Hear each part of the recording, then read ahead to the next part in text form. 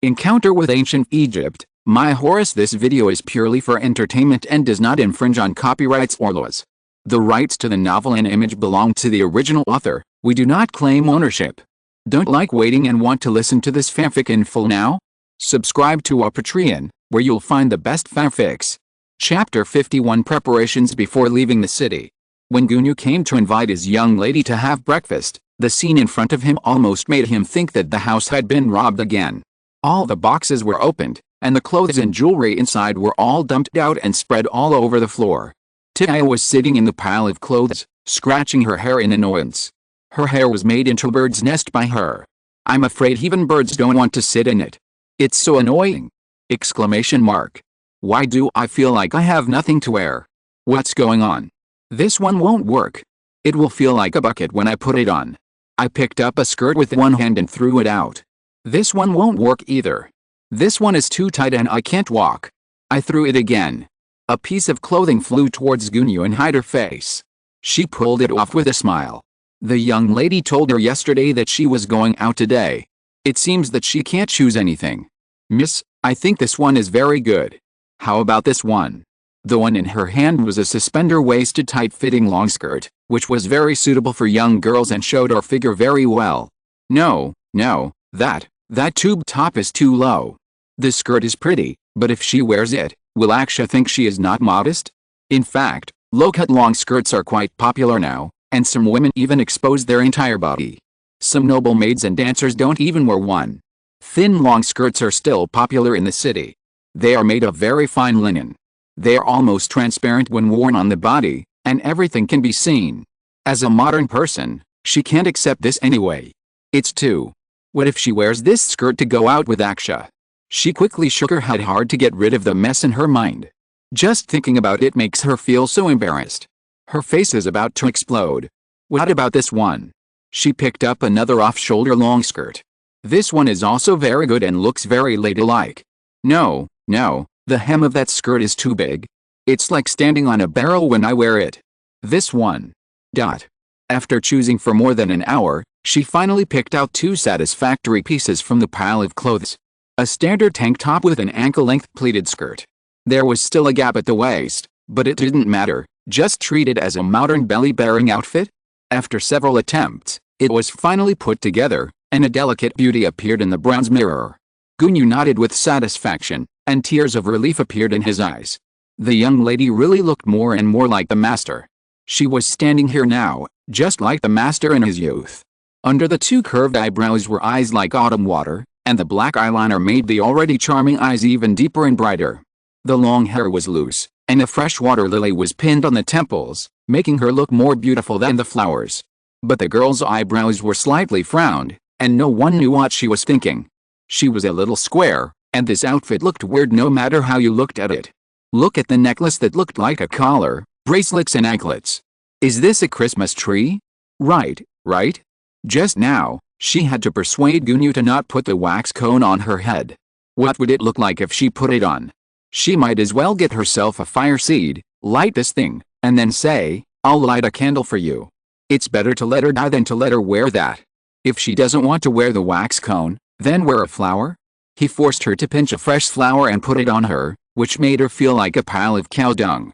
The flower is fine, but what she urgently wants to do now is this necklace, which is crushing her to death. The necklace is heavy around her neck, making her feel a little breathless. No, she has to convince Gunyu to give up the necklace, right? Just thinking about it, there was a knock on the door outside. It was Aksha who came to pick her up. Am I going out like this? Tia was a little flustered. She subconsciously scanned her body. Should I go out directly? Is the current dress suitable? Very good, the clothes are clean and tidy, the hair is not messy, and the makeup is not smudged. But why is my heart so confused? Miss, you are in very good condition now. The old servant encouraged. Really? She was still a little uncertain. After all, this was the first date, right? Really? After getting the affirmation from others, Tia walked out with her head held high, looking back every few steps. She looked like she was going to the execution ground. Are you finally well? Amónhotep leaned on the horse and waited for her, playing with the reins in his hand. Is it so troublesome for women to go out? It took so long to knock on the door before she came out. Unlike her solemnity, the boy was dressed very casually today. Going to the countryside, a white robe and a cloak were enough. Slept late and didn't get up. Okay. He replied unhappily, and his originally nervous mood relaxed all of a sudden. Straight man, didn't you notice that she dressed up specially today? Question mark. Can't you say something nice? Just say that you are so beautiful today. Slept late? Did you finish your homework? Amónhotep raised his eyebrows and asked. Homework? No. Exclamation mark. What wicked thing did she do that made her learn to read from him? Why did she think of him when she could think of anyone else? She waited for him for more than 10 days, but ended up with a pile of homework. He might as well not finish his work. Thinking of this brings tears to her eyes. Yesterday, after she replied that she wanted to go out and play together, Amónhotep left her homework. How could she hide her little thoughts from him? He took the initiative and said that she didn't listen to him attentively, so he punished her to draw more than 1,000 enemy words. She had to draw until the moon rose before letting her go home. She was about to vomit looking at the little man, and that was not all. He gave her the decree and asked her to go home and copy it 10 times, 10 times, 10 times.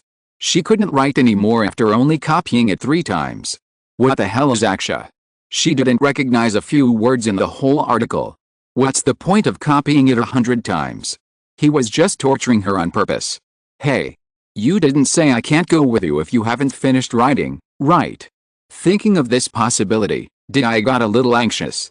If he didn't take her, she would never play with him again. Let's go, it's getting late. Why is she so stupid? If he doesn't take her, why did he come to pick her up? There seemed to be someone standing in front of him, and Amónhotep raised his head in confusion. Then he saw an old woman with wrinkles on her face. Is this the servant he rescued last time? He looked at Dea in confusion. She was also confused. She could only wait quietly for the other party to speak. From the look of her, she should have something to say. Thank you, young man, for saving our young lady last time. I wonder if you are married. I couldn't see clearly last time because it was dark. Now I am more and more satisfied when I see it up close. Judging from the young lady's appearance today, she must like this young man very much. It just so happens that she should have been married a long time ago. They are really a perfect match. I just don't know if he is married. I asked with this thought in mind, and I didn't think my question was so abrupt. Question mark? Exclamation mark. Gunyu. Tia was so embarrassed that she stamped her feet in anger. Why did she ask so many questions? It's not like she couldn't get married. Amónhotep was stunned by the question. He didn't understand why she suddenly asked him such a question. He was really confused. It's just a coincidence. I haven't started a family yet. He couldn't think of an answer, so he had to answer dryly. He went to the battlefield at a young age and fought on the front line. There were definitely no women in the barracks. Later, when he settled down, he didn't think about this problem. For him, starting a family was a natural thing. In addition, Kemet men were relatively late in getting married, so he felt that there was no rush. But now, it's different. As the crown prince, his marriage is very important. Maybe the next time he returns to Thebes, his father will assign him a marriage partner. No. The old man's dry lips opened into a smile, revealing a row of leaky teeth inside. Just now, when she heard Gunyu ask him, although she was embarrassed, she still secretly pricked up her ears to listen to his answer, her heart in her throat. After hearing this answer, she was inexplicably happy, her heart settled down, and she was at peace in her stomach. It's not good. No. What's good about it? What does it have to do with any whether he can get married or not? He is useless. He must have had improper thoughts about her because she is pretty. She spit on herself and her heart, rubbed her red face hard. Calm down, don't be a person who is tempted by beauty.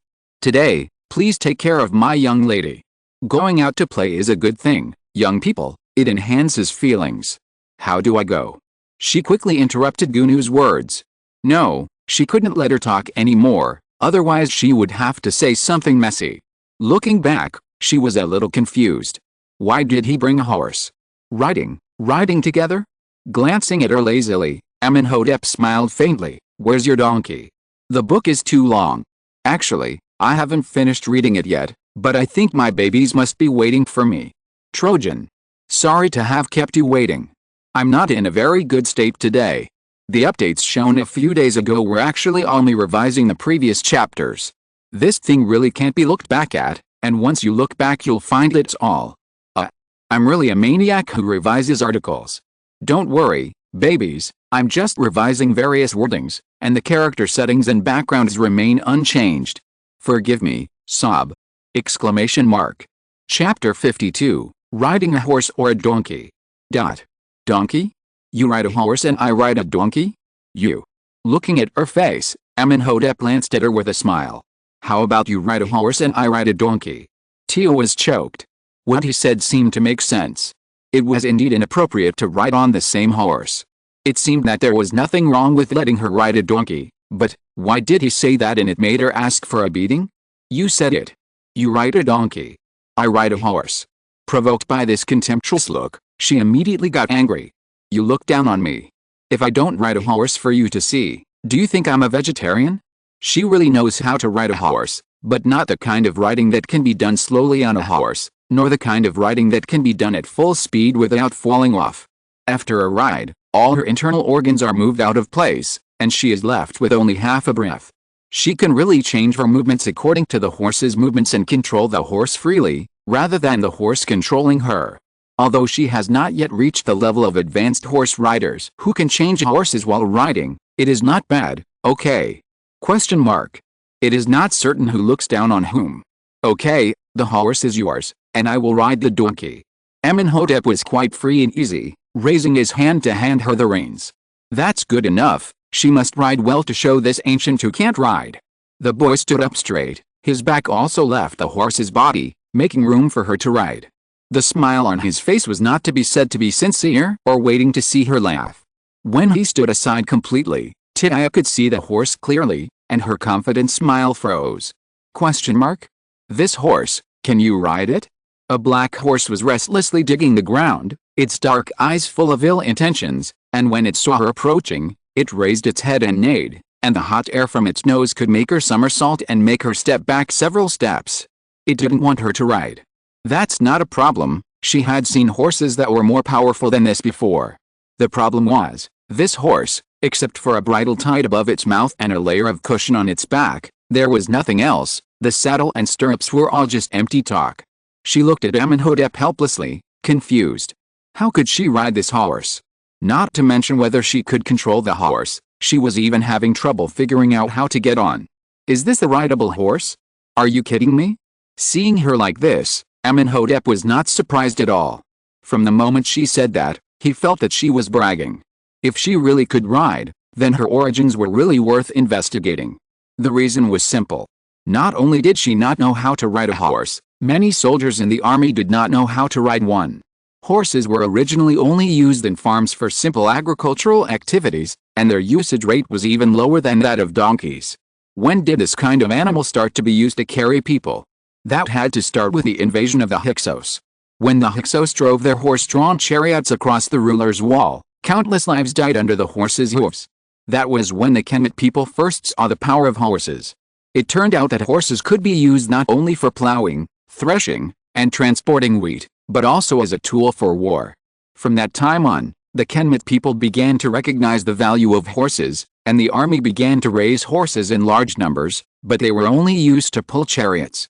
Soldiers did not ride horses, because horses were not suitable for riding and were very difficult to master. Only the signalmen could ride horses, and they could understand the enemy's situation more quickly. There were very few people in the kingdom who could ride horses. How could she, a lady from a noble family, know how to ride horses? Still riding. He crossed his arms and waited for Tia's answer. Who said I don't ride? I ride. Her voice dropped, and she was obviously weak, but she still gritted her teeth and said stubbornly. Just ride it, what difference does it make without a saddle? Gunyu. Go and bring him a rabbit. Facing the mocking eyes of the young man, she was furious and turned to the servant and ordered. Isn't he beautiful? Isn't he good-looking? Look at him riding a donkey, how good can he be? However, the facts prove that a beauty is a beauty, even a beast like a rabbit looks at him favorably. The rabbit shook its head every 3 steps, its long ears trembling, and fresh grass foamed at its mouth. Unlike the first time I touched it, it actually let Aksha touch it obediently. Exclamation mark. The slender fingers touched the rabbit's back, and it actually enjoyed rubbing its head against his cloak. How ridiculous. Even a donkey is greedy for beauty. Am I not beautiful? It is said that the beauty of the prince will treat him differently. Miss, don't be stubborn. Gunyu quietly pulled the corner of her clothes, taking her face into consideration and lowering his voice. Giving a soothing look to the worried old servant and patting her hand, Tidaya mustered up the courage to approach the black horse. It's so worrying. How can I get up without stirrups? The horse is so high. I secretly glanced at Aksha. How did he get up? Amónhotep did not say anything, and rode on the donkey leisurely. The young man was still tall and graceful on the donkey's back, very attractive. Thinking of how embarrassed he was when he rode a donkey for the first time, he snorted in dissatisfaction. It was really annoying to compare yourself with others. She circled the horse several times but could not find a place to start riding on it. Her eyes rolled around and she thought of a good idea. She went back to the yard and brought a chair. With the help of the height of the chair, she successfully stepped on it. The plan was successful, and she looked at Amónhotep proudly. How about it? I'm getting on. The girl on the horse's back was in high spirits and full of confidence. She smiled wantonly, and there seemed to be 2 stars in her smiling eyes. The young man's eyes gradually deepened, with a hint of pampering that he himself did not realize. She was really different from others, so stubborn, so unique. Let yourself also look at her differently. Tears welled up in Gunu's eyes unconsciously. She seemed to see her deceased master. The master of that year was the same. Others said that horses were not easy to ride, and it was even more difficult for girls. She insisted on doing it, saying that she could do it. She practiced horse riding skills every day, and the flesh between her legs was worn out. Later, she really practiced an extraordinary horse riding skill. She was the most beautiful flower in the north, and all the men in the delta were obsessed with her. But such a good master fell in love with a liar from the south. The liar used sweet words and a beautiful face to deceive her away, but he didn't treat her well. The most beautiful flower in the north eventually withered in an unknown courtyard in the south. The handsomeness lasted only 3 seconds. The black horse neighed for a long time, shook its body vigorously, and jumped up and down. The black horse resisted the stranger on its body very much. It didn't want to be ridden by others. Tidaya hurriedly hugged the horse's neck tightly with her hands, but her body had been thrown down. Seeing that she was about to be thrown to the ground, big beads of cold sweat appeared on her forehead. If she fell down now, she would definitely fall hard, and she might even break a bone. It was over. She shouldn't have been so stubborn. He stopped Gunyu from approaching with one hand. The approach of a stranger would only make him more manic. Amónhotep turned over and got off the donkey. He touched the long mane of the black horse soothingly and held the person steadily. Tidaya hugged his neck reflexively, clasped his waist with her long legs, and hung on him. She buried her face in his neck and started to play ostrich. Woo woo woo woo, it was too scary just now. She sniffed hard and held back her tears. She didn't want to cry and make fun of this person. Don't ride if you can't. Stroking the back of the girl in his arms, Amónhotep was very helpless, and his tone became rare and gentle. She was too stubborn. Even if she was stubborn, she had to do it within her ability. Like just now, what would she do if he was not by her side? He couldn't always clean up her mess. I can ride, yes. He was about to laugh in anger. How could this guy be so stubborn? He straightened her face with one hand and lifted her up with the other hand. He was not very comfortable with this position. She was about to fall. Amónhotep wanted to teach her a lesson, but looking at the girl's wet eyes, he didn't have the heart to do it. Let me ask you one more question. Do you want to ride a donkey or a horse? He asked her in a serious tone. Ride a donkey. Seeing him like this, Tidaya shrank her shoulders unconsciously, her momentum weakened, and she didn't dare to be stubborn. When practicing calligraphy, he did this and the ivory board came up the next second. Now you are obedient. Does your horse have a name? After thinking about it, she was still unwilling to accept it. It was all because of the disobedient horse that she made such a fool of herself. No, do you want to give it a name? Horses are not commonly used means of transportation, and he really didn't think of giving it a name. Well, let's call it Stubborn Donkey. Tidaya gritted her teeth. Stubborn Donkey, doesn't it sound good? If you don't call me that, I won't come down. After saying that, she clung to him tightly to show the authenticity of the threat. Okay, Let's call it stubborn donkey. She had to let go quickly, otherwise he would go to see Amon before her brother. As if sensing something was wrong, the black horse, no, stubborn donkey raised its front hooves and neighed again. Master. You forget about horses when you see beauty. Amónhotep also felt something was wrong, so she slowly let go of her hands and feet that were wrapped around him, and landed on the ground in an orderly manner. Should we go? She reminded him. Yes, it's time to go. Finding a way out of the embarrassment, Amónhotep took the reins, and a barely noticeable red crept up on the tips of his wheat-colored ears. Amónhotep waved goodbye to Gunyu, then took the donkey and followed behind. The city of Nakan was still filled with mist in the early morning. The sun shone on them through the morning mist. The girl skipped and followed a boy, and they were a perfect match. Gunyu nodded with relief. Master, have you seen me in another world? He is such a trustworthy person. My mother said that I would grow mushrooms if I stayed at home, so she dragged me out for a walk during the day. Chapter 53 Talking Reason with a Woman. It was already bright, and the strong sunlight shone through the thin clouds, driving away the last bit of fog. Just after passing the sacred square in the center of the city, I watched the young man jump off the horse in a chick posture. After walking through the square, he skillfully pushed the horse's back with his hands and jumped back on. The action was so smooth and seamless. She was so angry that her teeth itched, but she had to admire him. He rode so well without a saddle or stirrups. She couldn't do it herself. Amónhotep looked back at her as he walked, and the horse under him slowed down. There was no way. The donkey's step was definitely not as far as the horse's. He had to wait for her, otherwise she was so stupid that she would get lost soon. She seemed to be a little unfamiliar with the road, and he noticed it when he took her home for the first time. This person walked through the courtyard of his own house and didn't even know he was home. It was only when he saw the plants inside that he determined the location. As they were about to leave the city, Amónhotep looked back again and found that the little tail following behind him had disappeared. He immediately reined in his horse and waited for her. After waiting for a long time, she still didn't show up. He had no choice but to go back along the original road. After walking for a long time, he finally found her on a rather uneven road. The girl stood on the ground with one bare foot, holding a slipper in her hand, with her hands on her waist, and bit by bit like a teapot. She was scolding the donkey with a mouthful of grass foam. The donkey's expression was very disdainful. Even if the slipper was about to be thrown on its face, it continued to smack its lips very arrogantly, without even giving her a glance. Her long hair was tucked behind her ears. The water lily on it seemed to feel her anxiety and drooped listlessly. She simply pulled the flower off and threw it on the ground.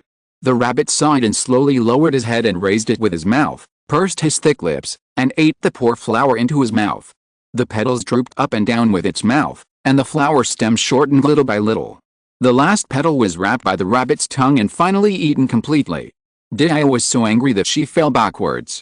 The slippers in her hand trembled, but she didn't hide it in the end. This donkey is not a donkey, it is your uncle, very precious.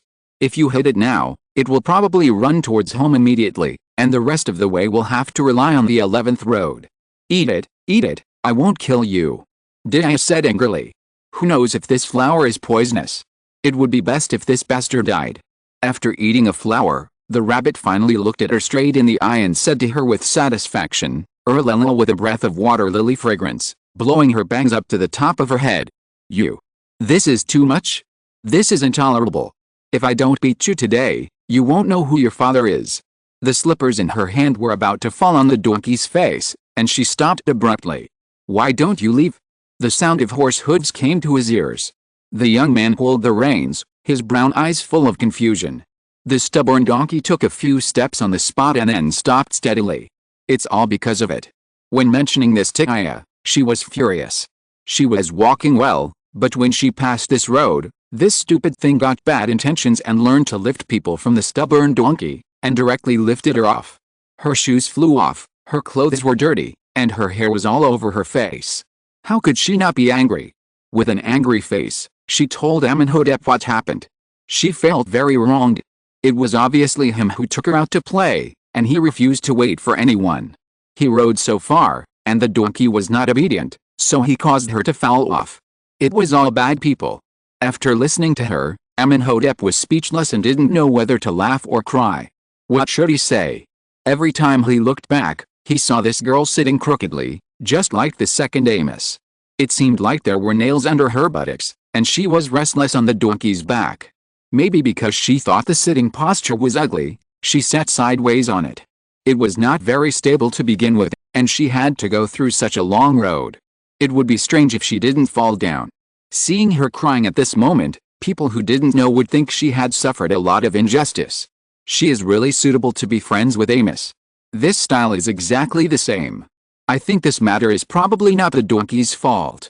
Touching his nose, Amónhotep ignored the girl's dark face and still expressed his thoughts. What he said was also true. Question mark? It threw me down, and you still blame me. I couldn't believe it. Is this her fault? If you are willing to sit properly, you won't fall down. He tried to reason with her and let her agree with his statement. Girls should be more gentle. What does it look like to jump up and down all day? Thinking of this, Amónhotep felt a sense of sacred mission in his heart. He was her teacher, and it was his responsibility to teach her these things. But he forgot that he didn't even teach his sister well, and he still wanted Dia to listen to his education? A long time later, Amónhotep finally realized the truth, that is, never reason with women. Because they are not reasonable at all. It is rare that he is willing to tell her these things. In Thebes, everyone knows that His Highness Amónhotep is so cold that he can't even touch the corner of his clothes. If others see him talking to strangers so patiently, wouldn't they be shocked? Tisk tisk, it can be said that Dia is not really a stranger, because she not only touched the corner of His Highness's clothes, hugged His Highness's muscular waist, but also teased His Highness, who is unattainable in their eyes, and made his handsome face blush. He is so special to her, but she doesn't know it, because she is very angry now. His words kept coming back and forth in her mind. Blame you, blame you, blame you. The girl tilted her head angrily and didn't look at him. Her rosy lips pouted, and her cheeks were still flushed with anger. This looked unexpectedly delicious, like Tu's favorite apple, making people want to get close to it and taste it carefully to see if it is as sweet as imagined. Amónhotep realized his thoughts and quickly turned his eyes away, not daring to look at her.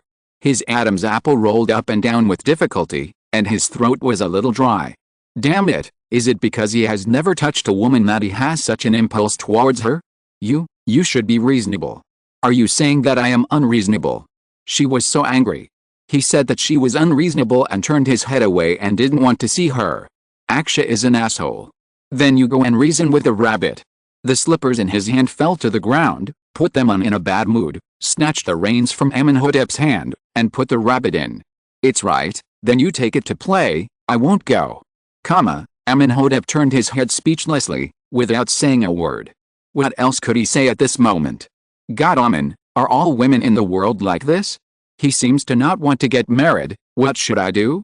Dia took a deep breath. She became even angrier. She squatted on the ground and didn't move. In fact, she didn't understand why. It seemed that in front of this person, her joys, sorrows, anger and happiness would be infinitely magnified, truly showing every inch of her flaws. She shouldn't lose her temper with him. In fact, they are just ordinary friends, aren't they?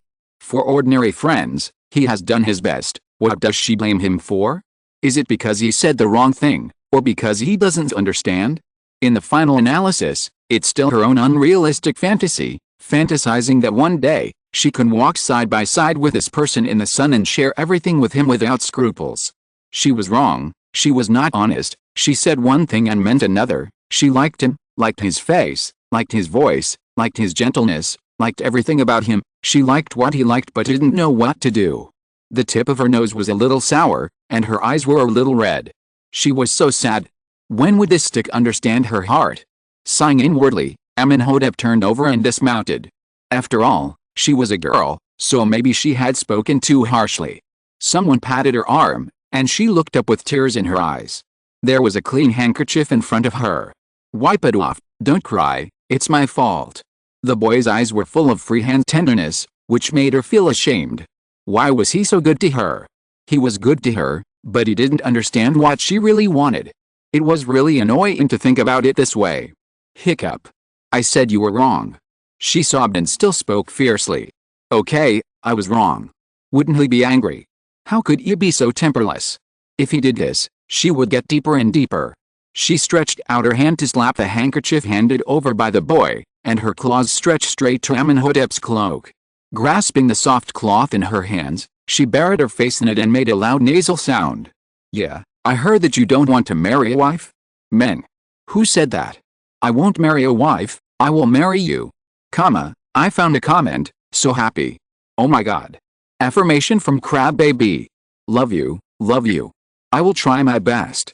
I won't pretend anymore, I'll be honest, I won't find excuses, I just can't write any words during the day." Chapter 54 Amondori. The air froze, time stood still, Tidal wiped her nose and looked up at him. The boy froze, she actually wiped her nose, on her cloak. "You." Amónhotep was a little incoherent, even though he was very well-mannered, he couldn't help but want to swear at this moment. "What's wrong with me?" Her expression was full of doubt, and her wet eyes were full of innocence. Following the boy's line of sight, she finally noticed the cloak that she had destroyed. It was originally a pure white cloak of excellent quality, very delicate, but now, the white corners were ripped off by someone, and a large area below was ravaged beyond recognition. There was a human face printed on it, 2 black eye outlines, red lips, and a wet and sticky unknown object. "Oh, it's wrinkled, I'll help you smooth it out." After such a set of operations, her mood also calmed down a little. Just now, she was so timid that her hands and feet were not controlled by her brain, so she did such a thing. Now, looking at the dark face of the boy, she felt a little guilty. She stretched out 2 fingers and reluctantly pinched the 2 wrinkled pieces of clothing. The inseparable linen was separated by external force, and a piece of sticky liquid was pulled out on the sun. The boy's body tensed up again, and the veins on his forehead were throbbing. What should he do? He wanted to throw her out. This was beyond the limit of what he could accept in his heart. Although the same thing happened last time, she didn't do it on purpose last time, and she didn't spread the sticky thing in front of him. He was going to vomit. It was probably impossible to throw a living person. Frowning and glancing at the cloak on his body, Amónhotep pulled it off 2 or 3 times, without any reluctance, and raised his hand to throw it out. The sun had risen, and it would be hot soon, and there was no need to wear it. Before the thrown clothes were completely taken off, he felt a warm touch on his arm. A slender arm passed through his arm, pulled the dirty cloak back, and then rolled it into a ball and held it in his arms. "What are you doing?" Seeing that he was about to throw it away, Tia jumped up from the ground and rushed to grab it back, saving the poor cloak. The cloak was still good, and it would be fine after washing. Did he despise her so much? Clothes are so precious now. Some people probably only have 1 or 2 clothes in their lifetime. If such a big piece of clothes is thrown out, many people will fight for it. She glanced at him with a reproachful look, flattened the cloak in her arms, folded it and hung it on the rabbit. The city lord's clerk should not be so wasteful. If it were normal, she would probably be very charming when she made this expression. But now, the young man who received this expression paused. She probably didn't know what her face looked like now. She took out the water bag from the package on the horse's back, and clear water flowed out of it, wetting the handkerchief that had just been rejected. "Here you go." He handed over the handkerchief with a helpless look. For some reason, Amónhotep suddenly remembered a creature he had never seen before, which was described by a mercenary from Nubia when he was in the army. It was a wild horse with black and white stripes. Like her, she not only had stripes, but also had a bad temper. "What for?" Dia looked up at him in confusion. "Wipe your face." "Didn't you wipe it just now?" He rubbed his forehead and felt a little headache. "Yes, not only did you wipe it, but you wiped it with my cloak." He turned around and took out a mirror from the package and stuffed it into her hand, motioning her to look at it herself. Dia was speechless. Are boys nowadays so delicate? Why did he bring a mirror when he went out? This mirror was very delicately made. The whole body was made of pure silver, and the edges were decorated with various plants and vines. Now facing her was the back, which was engraved with the sun and covered with the gold foil, which was very dazzling. She turned the mirror over again, and there was a woman carved on the handle. She had a pair of horns, and the long horns lifted up the entire mirror. This was the deity Hathor, the goddess of love and beauty. None of this was important. What was important was that she saw her own face in the mirror. There's a ghost. The person in the mirror had swollen eyelids, drooping listlessly, with black and white marks on her cheeks, just like a zebra running out of the zoo. Her makeup was all smudged by tears, and her butterfly wing-like eyelashes were now wet and stuck together. The black eyeliner smudged along the traces of tears, and it disappeared until it stopped at the chin. The carefully applied lip balm also rubbed against the chin, revealing a faint yellowish color. Just think about it, this is thousands of years ago, and some makeup is good. It is impossible to be waterproof, and it will never be waterproof in this life. She pointed to herself in the mirror tremblingly, her hands shaking like the chicken feet of a person with epilepsy. Is this me? Question mark. Is this me? Question mark. She was going crazy. Was she talking to people with this face cosplaying as a zebra? She hurriedly grabbed the handkerchief held by the boy, first rubbed it hard to wipe off the general dirt, and then wiped the details carefully. Watching the little face slowly return to its original color, Amónhotep took out a small bottle from the package and handed it over. What is this? She took it doubtfully and pulled out the stopper from the bottle. Tia was completely speechless. Mom. I believe it. Boys are really more delicate than girls. He not only brought a mirror when he went out, but also brought eyeliner. She couldn't help but tiptoe to look into his package. How could he take out everything like Doraemon? Now if he said he could take out a palette from it, she would believe it. Are you still going to apply it? The girl in front of her was stunned. Amónhotep shook his head, sighed helplessly, and took the bottle back from her. With a lightness in her hand, Tia came back to her senses. The boy had already uncorked the bottle, and the short stick in his hand was evenly coated with liquid. He raised his head and motioned her to come closer. Was he going to put makeup on her? She didn't have time to think about it. The cold short stick had already touched her eyelids, making her want to shrink back. Don't move. The boy leaned over, his expression was extremely serious, his breath gently hid her face, so close that she could even see the thick eyelashes on his eyes clearly. She really didn't dare to move, trying to open her eyes wide, not even daring to breathe. His breath surrounded her, and her nose was full of the fresh scent of mint. The dark green eyeliner slowly stretched on her eyelids, and the paint was unexpectedly smooth. Okay. After putting the small bottle away, Amónhotep found that she was still in a daze. What are you thinking about? I'm wondering if you are Doraemon. When someone asked her a question while she was deep in thought, she blurted it out without thinking. Doraemon? What is it? Doraemon? What new word is this? He was confused. She slapped her lips twice in annoyance. Why did she always forget and keep her mouth shut? Oh, it's just a very magical person. He has a pocket with everything in it. Is that a god? I guess he is a god. Very magical. She had to think of a way to deal with this curious baby. Is it related to Amon? Amónhotep racked his brains but couldn't remember that there was such a god in Kemet. The gods believed in by the masses were too diverse, from the main gods believed in by the people of the whole country to the family gods believed in by a family. He really couldn't know every one of them. But since there is Amon in the name, it should be related to Amon. After all, Amon has many divinities. The father of the gods is Amon-Ra, and he can be the god of fertility, minimum. Amon? Maybe there is a connection. Tia made up nonsense. The people who believe in him should have given him the wrong name. He should be called Amon-Dori. Amónhotep said seriously. Huh? Why? Isn't Doraemon good? What's going on? How come he gave Doraemon such an ugly name? The name of the main god should be listed first, to show respect. Okay, Amon-Dori is Amon-Dori. Even if the island country's Doraemon comes, Kemet has to follow the local customs. Anyway, no one will hear it. You just said I am this Amon-Dori? Why? He casually changed the name of someone else's god and said it frankly, without feeling embarrassed, as if it should be called that. He remembered the previous incident again. Why did she say that she was like a god? Your little package. I see you keep taking things out of it. Don't you think it's amazing? She stretched her neck to look inside, her heart itching with curiosity. Can I see what's inside? The pair of clear eyes looked at him with a sullen look, and she pulled a corner of his clothes coquettishly. Please, please. Reaching out to tear off the package and throwing it into her arms, Amónhotep was worn out by her. Look if you want. Anyway, there is no secret. Exquisite boy, beauty expert, naming master, Mr. Amónhotep. Some babies must be dizzy. It's my fault. Regarding Nubia and Kush, they are actually the same place.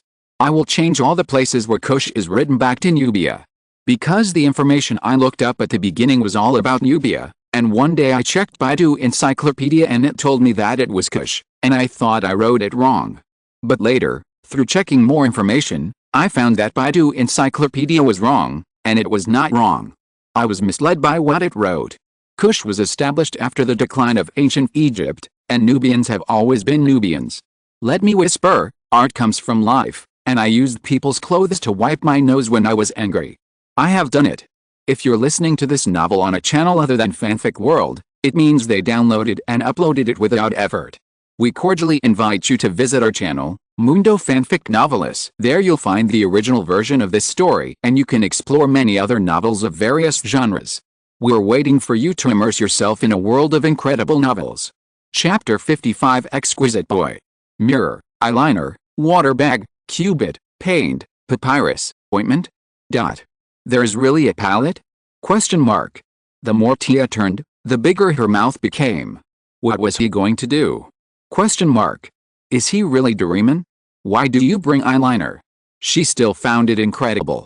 Reapply it when it is used up. He didn't take it seriously. Question mark. You're a man, okay? You love beauty so much? It's outrageous that he is a man who is more delicate than herself. Who told you that eyeliner is just for beauty? He asked seriously. Then what else? What else can she do besides beauty? There is no need to make such a far-fetched excuse. She curled her lips secretly. Tia discovered that people in Kemet actually love beauty. She seemed to have never seen anyone without makeup on the street, but there was no need to carry it with her so exaggeratedly. Protect your eyes. The function of eyeliner is not only for beauty, but also to prevent eye infection. Kemet has high temperatures all year round, and the scorching sun can damage people's eyes. Even now, there are not a few people in the country who have become half-blind or lost their vision due to sunlight. Therefore, the existence of eyeliner is indispensable. The self in the mirror is different from her usual makeup method and color. She is more accustomed to the modern one, which is to draw a circle carefully and raise a hook at the corner of the eye. Even after the painting is completed, the color is still dark. At this moment, the dark green color is applied on her eyelids, like a bold font, stretching the front and back, and adding a charming flavor. This is the most popular makeup method nowadays. Where did you buy this green eyeliner? The fingers that just touch the corner of the eye still have an indescribable fragrance. It is not like the one she usually uses, which smells very pungent, and it is not as smooth as this one. There are all kinds of makeup tools in the city. He answered lightly. Are you lying? I have seen green ones, but they are not as good as yours. Women are born to love beauty, and no one can resist the temptation of good quality cosmetics. Because she disliked the smell of square-lead eyeliner, she also went to many stores to buy better ones, but it was all in vain. She had seen green ones, and blue ones, but they all smelled the same pungent smell, were not particularly smooth, and were very expensive. In essence, the reason why it was expensive was because the raw materials were expensive, and it had nothing to do with how easy it was to use. The raw material of green eyeliner was malachite. Malachite is a precious semi-precious stone, and the eyeliner made from it cannot be cheap.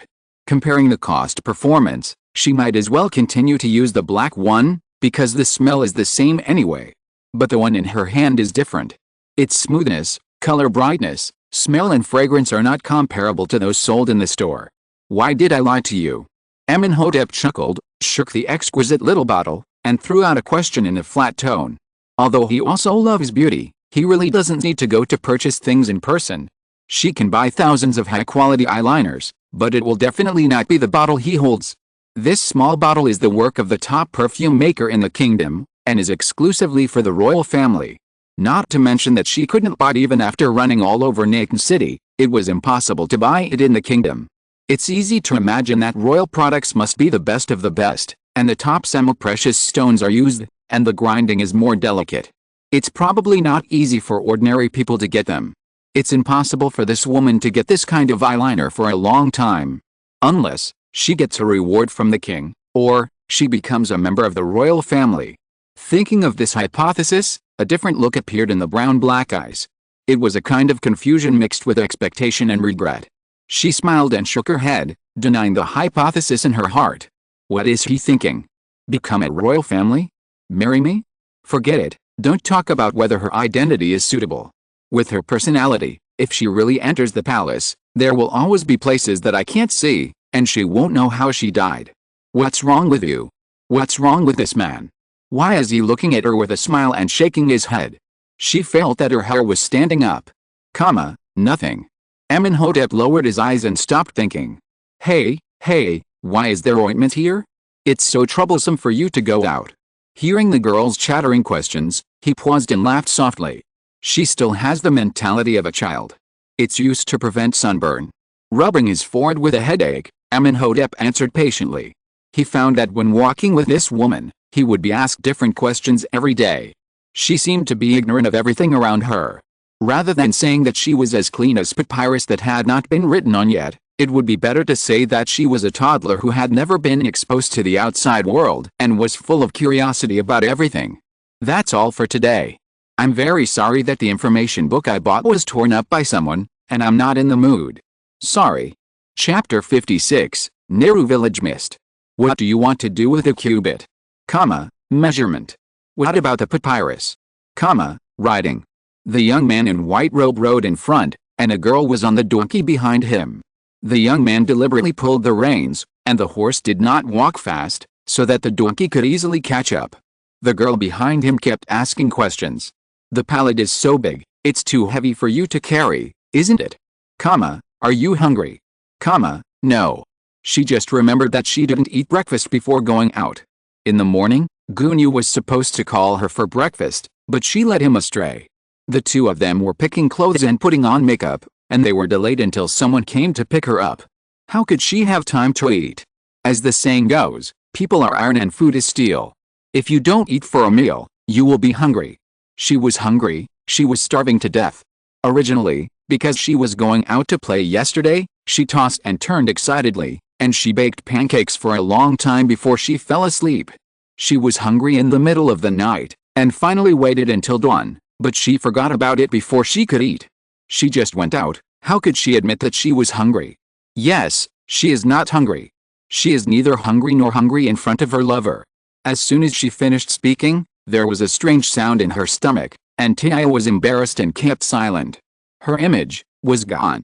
Amónhotep took out a piece of date cake from the package and gave it to her with a smile. She had a lot of questions, and he seemed to be easily reluctant to answer them every time. But fortunately, she was easy to deceive, and he could divert her attention by saying anything. The date cake was sweet and soft, and it was pushed into her mouth with a light push, blocking the chattering little mouth. The sweet taste melted in her mouth, and she squinted her eyes in satisfaction. It was delicious. It was different when you have money. It was much more delicious than what she bought last time. Suddenly, her expression froze, and like a pea shooter, she spit out grains of sand as big as rice grains from her mouth. My teeth hurt so much. Why is there sand in the cakes that rich people eat? Two rare guests came to Nehru Village that day. The man was handsome and the woman was pretty. The fabrics they wore were also top-notch. They did not have the noble temperament of looking down on others. They were gentle and polite to others, and were very popular with the villagers. Nehru Village is located downstream of Nakan City, close to the bank of the Nile River. The villagers had a good life, much better than some of the surrounding villages that were not close to the river bank. The land was also much more fertile. The crops grew very well in previous years. After deducting taxes, there was still a lot of surplus. However, since the year before last, the land was no longer fertile, and the thunderous floods in Akhaj were much less. The water level stopped rising at a certain place. The crops did not have enough nutrients, and the harvest was much less than in previous years. After deducting taxes, even eating became a problem. The temple priests came in waves, and the city lord also visited in person, but this was just the beginning. After many unsuccessful investigations, the priests and the city lord gave up. They gave up Nehru Village. This year's AHT season arrived as scheduled, and farmers on both sides of the Nile River happily prepared to accept the gift from the river god. A glimmer of hope also ignited in the eyes of the villagers of Nehru Village. Will the flood rise this year? Will it flood our land? Will it cover our loess and bring fertile soil? The answer is no. The flood came in a mighty way, but it bypassed a village's land. Nehru Village became an isolated island in the lake. The river water flowed around it, but refused to come up a bit. The flame of hope slowly extinguished in people's eyes, and overwhelming despair came. Nehru Village was cursed by the river god. Happy God abandoned Nehru Village. This village committed an unforgivable crime. It's all the punishment of the river god. I don't know when it started, But all kinds of rumors began to appear in the village. The villagers were panicked, the atmosphere of uneasiness continued to spread, and infinite gloom enveloped the entire Nehru village. Is what they said true? Is it really a punishment from the river god? Did Happy God abandon the village? The village chief didn't believe it at first. The villagers were simple and honest. They never wasted a single ounce of land or a single grain of food. The annual festival was the most generous among all the nearby villages. A large amount of fruits, vegetables, barley, milk and poultry were thrown into the river. The villagers did not hesitate, just to worship the respectable gods. Why would a river god curse them? There was no reason. But slowly, he believed it. The land in the village on the other side of the river was still fertile, and even the villages downstream had good harvests year after year. Only Nehru village was forgotten. The village chief's body became more and more hunched. The young men in the village either joined the army or built buildings in the kingdom. Only some old, weak, women and children were left in the village. If possible, he hoped that everyone would go to other villages to find another way to make a living, so that they could at least have enough food and survive, but the people in the village refused. They had deep feelings for this land and this village and were unwilling to leave. Their home was in this place, where else could they go? In a few years, they will probably have to leave, and the village will eventually become a ruin. Young man, you can see this. This is what Nehru village looks like now. Facing the bright and beautiful young man in front of him, the village chief rubbed his cracked palms and said in a whisper, "It has been a long time since the village has had a visit from a higher level official." Just now, the young man said that he was acting as the city lord to solve some existing problems in the village. Could it be that there is still hope for this village? Thinking of this possibility, the village chief felt a little dry in his mouth and licked his lips unconsciously. "Well," Amónhotep replied faintly, squatting down, lifting the corner of his long robe and resting it on his legs. He reached out and picked up the dust on the ground. Under his feet was the land on which the village depended for survival. The Kemet season had arrived. According to the usual practice, it should have been flooded by water at this moment, but now it was bare, without even a puddle. Kemet had been short of rain for many years, and without the irrigation of rainwater and the flood, the entire land had lost its vitality. Women, young and old, carried buckets of water from the river and poured them into the irrigation canals. Even young children came out to participate in this activity, but it was just to maintain farming. The mayor of Nakan was a drunkard.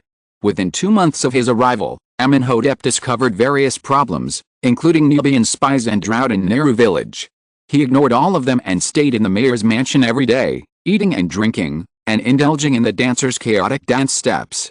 The letters handed over by the village chief were piled up at the bottom of the box in a thick layer, and he didn't even look at them. He questioned the mayor. Why didn't he find out the cause of such a thing, and why didn't he reduce taxes? The mayor actually pushed everything onto the will of the gods.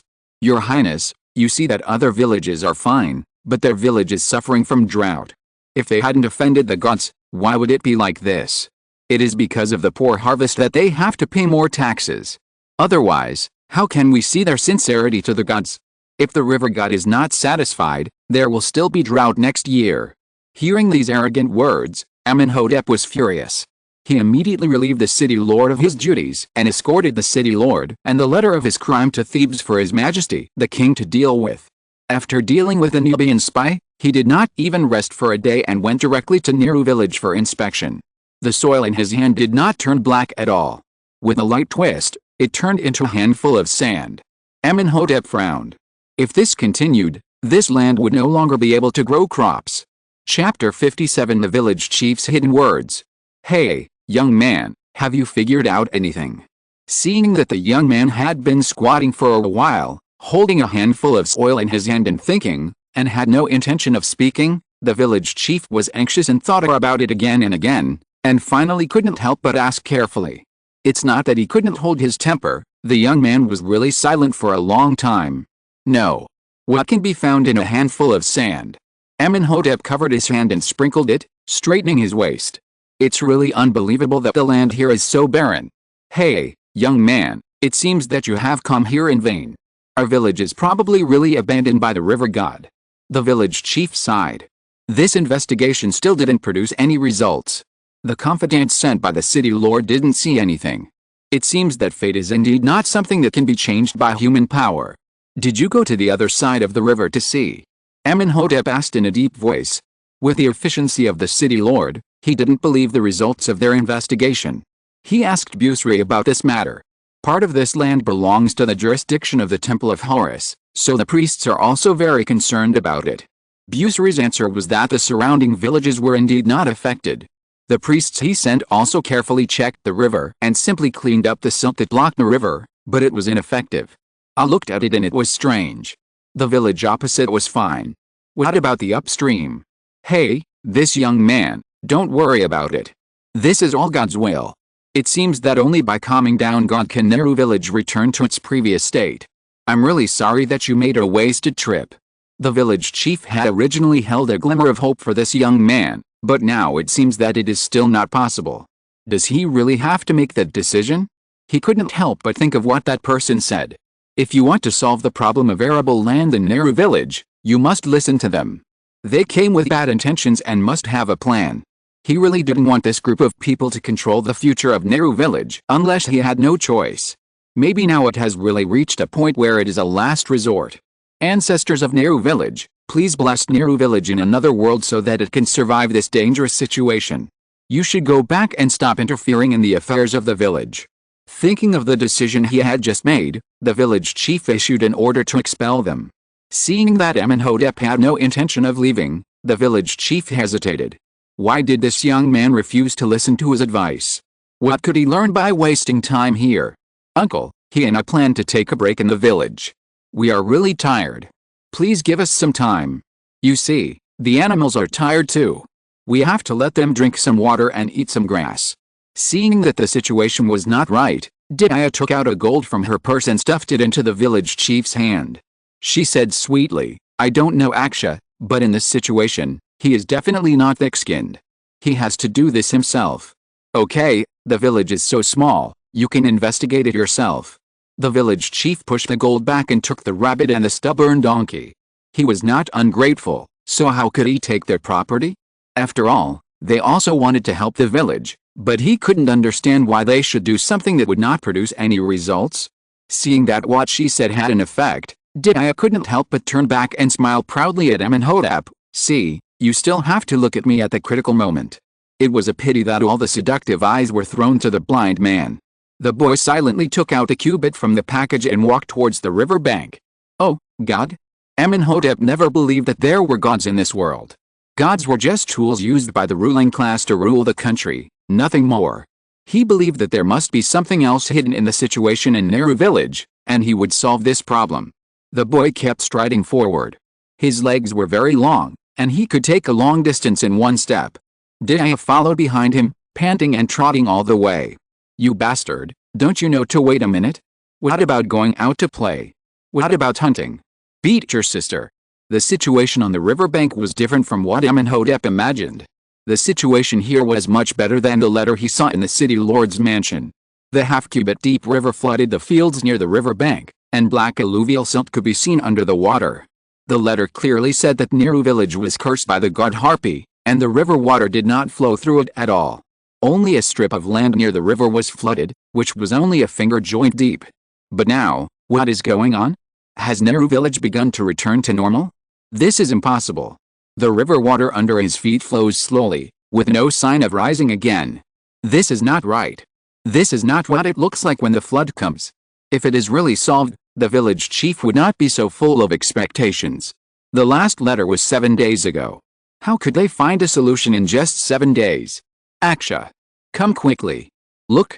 He was thinking, interrupted by Tia's call, and looked up at her. After walking all morning, the road was full of dust. Finally, they saw some different scenery. The girl couldn't wait to take off her shoes, sat on the ridge of the field, and put her feet into the water to play. The white instep raised a burst of water, and the mist filled the air. Her feet became more and more crystal clear, like the best alabaster he had ever seen. Amónhotep's eyes darkened, and then regained clarity in an instant. What are you looking at? He walked over, but his eyes were still dazzled by the pair of sparkling feet. He felt like he was possessed. Look. The boy sat down, and she shook her feet in the water vigorously again. Look, you cover it up, the water is cold. What's so good about this? Invite him to come over and admire her feet? His ears were a little hot, and he turned his head away, not looking at the feet that made his heart flutter. No matter how dumb she was, she understood the obvious implication of this sentence. Her face instantly turned red. Looking at the boy who dared not look at her, she could not help but gnashing her teeth in annoyance. Is he a pig? He can even think of this wrongly? He is a very smart man, why does he seem to be a bit stupid? She still couldn't help but stretched out her hand to turn his face. Look in the water, she said word by word. Amónhotep frowned and looked into the water, not understanding what to see. She wanted to swing her feet again, but thinking of what he just said, she pulled her feet out swiftly and used her hands to stir them instead. The river water rippled under her stirring, but the boy still didn't speak.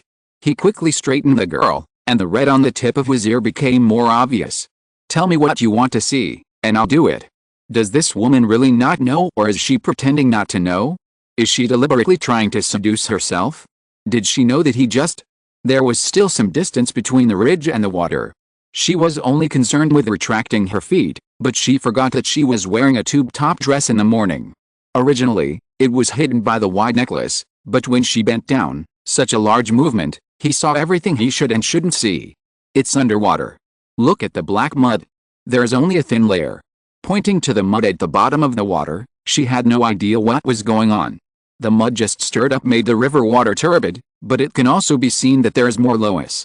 He put his hand into the water, and the cold touch calmed his restless heart. There was only one layer of mud, and it would take a short time for the river water to surge up. Amónhotep's eyes sharpened.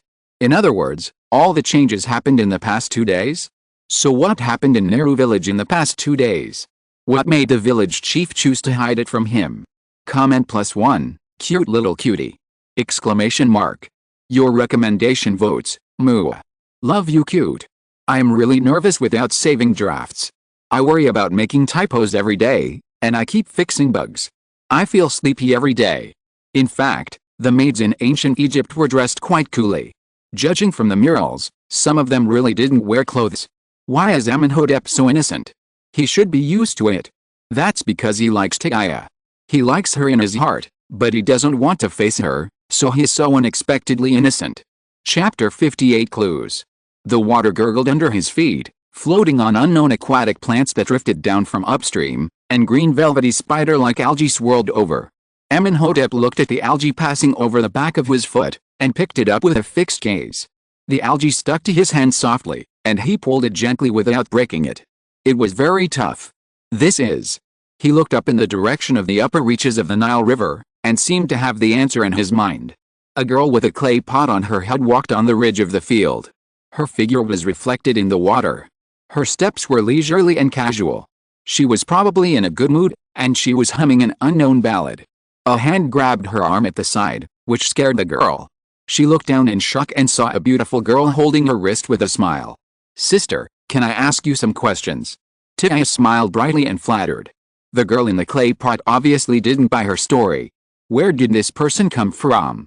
Don't think that you can scare her for no reason. Just smile and it will be fine. Who is your sister? She pulled her hand out fiercely, glared at Tia, and was about to say something. But she caught a glimpse of another man next to her from the corner of her eye. Oh my god, the girl in the clay pot has never seen such a handsome man in her life. Compared with him, Nahar, the most handsome boy in the village, was compared to the dust. What's more, Nahar has joined the army and now it's unknown whether he is dead or alive. Hello, my name is Merit. Is there anything I can help you with? Her heart was already intoxicated by Amónhotep. She put on the most moving smile and the most beautiful voice in her life, looked in his direction, and said softly, "This girl, you are so beautiful. I have never seen such a beautiful person. Look at the clothes, jewelry, and makeup." The compliments came out of Tia's mouth like they were free of charge, trying to flatter her to the point of dizziness. The girl in the clay pot was obviously very pleased.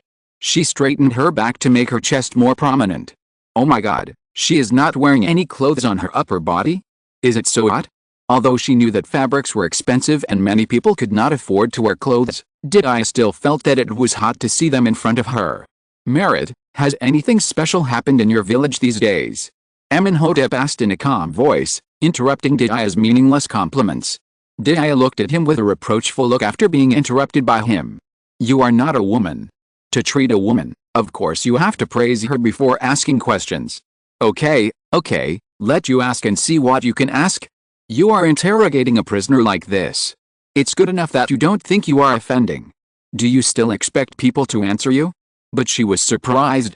The girl Merit was fascinated by him. No, brother, our village has always been peaceful. What's your name, brother? Merit felt that she was drunk. How could there be such a perfect man? She thought her name was ordinary, but how could it be so special and fascinating when it was gently uttered by this man? The sickening tone sounded in her ears. Dia stared at her with wide eyes as if she saw a ghost. Is she interested in Aksha? Bah. Brother?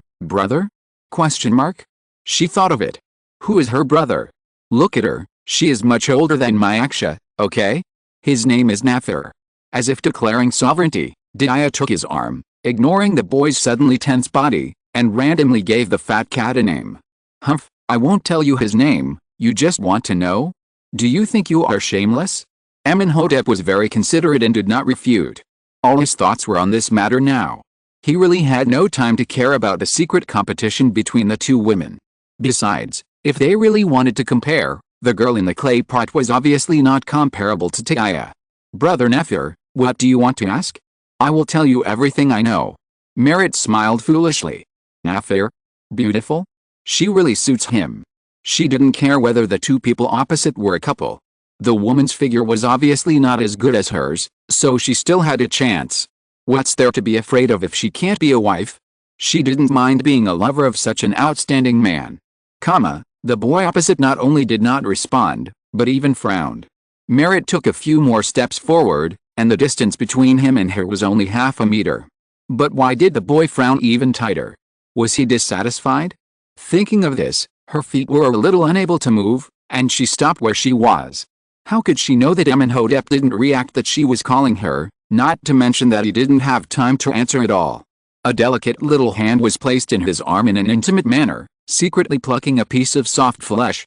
When he heard Merit's voice, he felt a needle-like pain in his arm. He endured for a long time before he shook off the mischievous hand. What happened to her? She called you, Brother Nafir, brother, Dia said sinisterly in his ear, especially emphasizing the last word. Brother? What a bullshit name, so corny. After realizing that it was him who was called, Amónhotep regained his composure, covered her with his big hand, and stopped her movements. Then he looked up at the girl in the clay pot opposite who was flattering her. Has anyone special come to the village recently? If there's really a solution, it must not be thought of by the people in the village. If they had a solution, they would have taken action long ago. There must be outsiders here, and something special has happened. Special people? No, Brother Nafir, but a group of priests came to the village yesterday. Merit thought for a while and answered. It has been a long time since outsiders came to the village. The last time they came was when strange things just started to happen in the village. They didn't find out the reason, so they stopped coming. Priests? Priests from the temple of Horus? Are you sure? Amónhotep looked at her face carefully. She didn't seem to be lying. This was a very strange thing. From the conversation with Usuri, he had made it clear that he was powerless to the current situation of Nehru village. How could he send priests here? There must be something hidden in it. No, they are not priests from the temple of Horus. In fact, they should not be priests, but they are more magical than priests. When mentioning this group of people, Merit's eyes lit up, which was a color that was almost fanatical. They were really amazing. They also showed miracles that could make the river water surge to the land of the village again. If this is not a miracle, what else could it be? With them, Nehru village will probably return to its original state soon, right? Very magical. Amónhotep repeated the word in a low voice, his face gradually becoming solemn. Yes, it's very magical. Their high priest held a ceremony by the river yesterday. After just one night, the river water really rose. These words were full of admiration and trust. Not only her, but now the whole village admired the group of unknown priests very much. They really brought vitality to the village. Okay, I understand. Regardless of the purpose of this group of people, just looking at what they did, they are probably enemies rather than friends. He needs to send people to Nehru village for reinforcement immediately. Dia, don't let her call you by your name. Amónhotep. You didn't call my name either. Chapter 59 Mysterious Sacrifice. If it was really a sacrifice, shouldn't they report it to the city lord's mansion? They pretend to be gods here and let the people worship them as gods. What good intentions can they have? Although the sacrifices in the kingdom also follow this routine, for some reason, Amónhotep's intuition told him that these so-called sacrifices might not be good people. Brother Nefer, you haven't been to Niru village yet, right? There's still a big difference between the countryside and the city. Let me take you around. Merit is talking about you, not you two. Take that woman with you? She didn't want to. She smiled and tried to reach out to grab his sleeve. She didn't believe he would reject her. How could a man give up a piece of meat that was right in front of his mouth? To her disappointment, Amónhotep really didn't buy his tricks. No need. He dodged Merit's hand and answered indifferently. Tiaya's eyes rolled and she took a step forward. Miss Merit, we are willing. Can you take us around the village? We are very curious about the magical sacrifice, don't you think? Brother Nefer, brother. She turned around and blinked at the boy. If you are curious, just follow him and take a look. She has always known that this person is a bit cold. He doesn't want to go because he is afraid of being taken advantage of. Thinking of this, she was a little happy. When they first met, wasn't he quite considerate and gentle? How come a beautiful woman took the initiative to like him, but he backed off? Could it be that she is also a special existence to him? The smile on the corner of her mouth became softer. The person she liked really felt more and more comfortable the more she looked at him. Yet, Amónhotep replied in a muffled voice and stroked his forehead. He really couldn't understand this woman. She didn't want others to talk to her just now, but now she took the initiative to betray herself. It was really confusing. Merit looked her up and down with a look of contempt and criticism. If you are curious, then follow me. I will let you see it for yourself. When her eyes moved to Amónhotep, she was tender and affectionate again. Brother Nefer, just follow me. Those priests live near my house and are easy to approach. After saying that, she threw him a wink, put the clay pot on her head again, and walked towards the village. Tisk, isn't this the double standard that is rumored? Unlike the leisurely and casual way when she came, her gait is very attractive at this moment. Her soft waist swayed from side to side, making the waist chain hanging on her body jingle, and the amplitude was so large that it was unbearable to look directly at. Shaking off the goosebumps that suddenly appeared on her body, Tiaya hurriedly grabbed Amónhotep's sleeve and dragged him to follow. In fact, Tiaya's approach was not wrong. If you want to know the true face of the group of priests, you still have to see it with your own eyes. The outline of the village slowly appeared in front of her eyes. At the lunch stall in the afternoon, smoke from cooking fires rose from every household. The whole village seemed to be shrouded in a mist, real and unreal. After walking for a long time, she still didn't see the priests that Merit mentioned. Tiaya sniffed the faint smell of vegetable soup in the air, and she felt a little hungry. Miss Merit, where are the priests? Smelling this smell, she felt her legs getting heavier, as if they were filled with lead. She wanted to eat. Why are you in such a hurry? You'll see them soon. Can't you see the priests whenever you want? Just follow them. He turned back and glared at her impatiently, frowned and said a few words to her unhappily. Really, why does she have so many things to do, and why doesn't Brother Nefer say anything? It's so annoying. Tiaya was a little dissatisfied after being sprayed by someone. Thinking about her current situation, after all, she was asking for help. She opened her mouth and closed it again, and followed behind in a muffled voice, like an eggplant hit by frost. Since the priests can't be seen easily, we won't see them. Amónhotep said coldly with a fake smile. They are just a few people of unknown origin, so what does it matter if we meet them or not? If you want to know their identities, you can send people to seal off the village and investigate again. His sleeve was pulled by someone, and he looked back. The little woman who was just listless was desperately winking at him. Don't, you're about to see it, just bear with it. He was about to laugh out loud. Why? Where is her arrogance when she usually quarrels with him? Isn't this the time to deliberately wipe her nose on his cloak? Doesn't she never like to suffer losses? Why is it that now, when he took the initiative to find a place for her, she shrinks? He has always been a calm person, but now when he saw Tiaya being said to be aggrieved, and nameless anger rose in his heart, making him not want to give in at all. What is endurance? There is no endurance, and there is no need to endure. Brother Nefer, please don't go. The priests will be here soon. Merit didn't understand why the boy suddenly changed his mind and said he would not go. He was obviously going to see it soon. Ignoring Merit's request, Amónhotep turned around and left without saying anything. He didn't want to say a word to this person now. "Why don't you come with me?" With her sleeve tightly grasped by someone, Titia stood there stubbornly without moving. "I want to see the sacrifice." She squeezed out a dry sentence from her mouth, and raised her face to look at him. It was unclear why he reacted so strongly. It was obviously she who was wronged. Besides, it was almost coming, and giving up halfway was not her style. "I'll see it next time."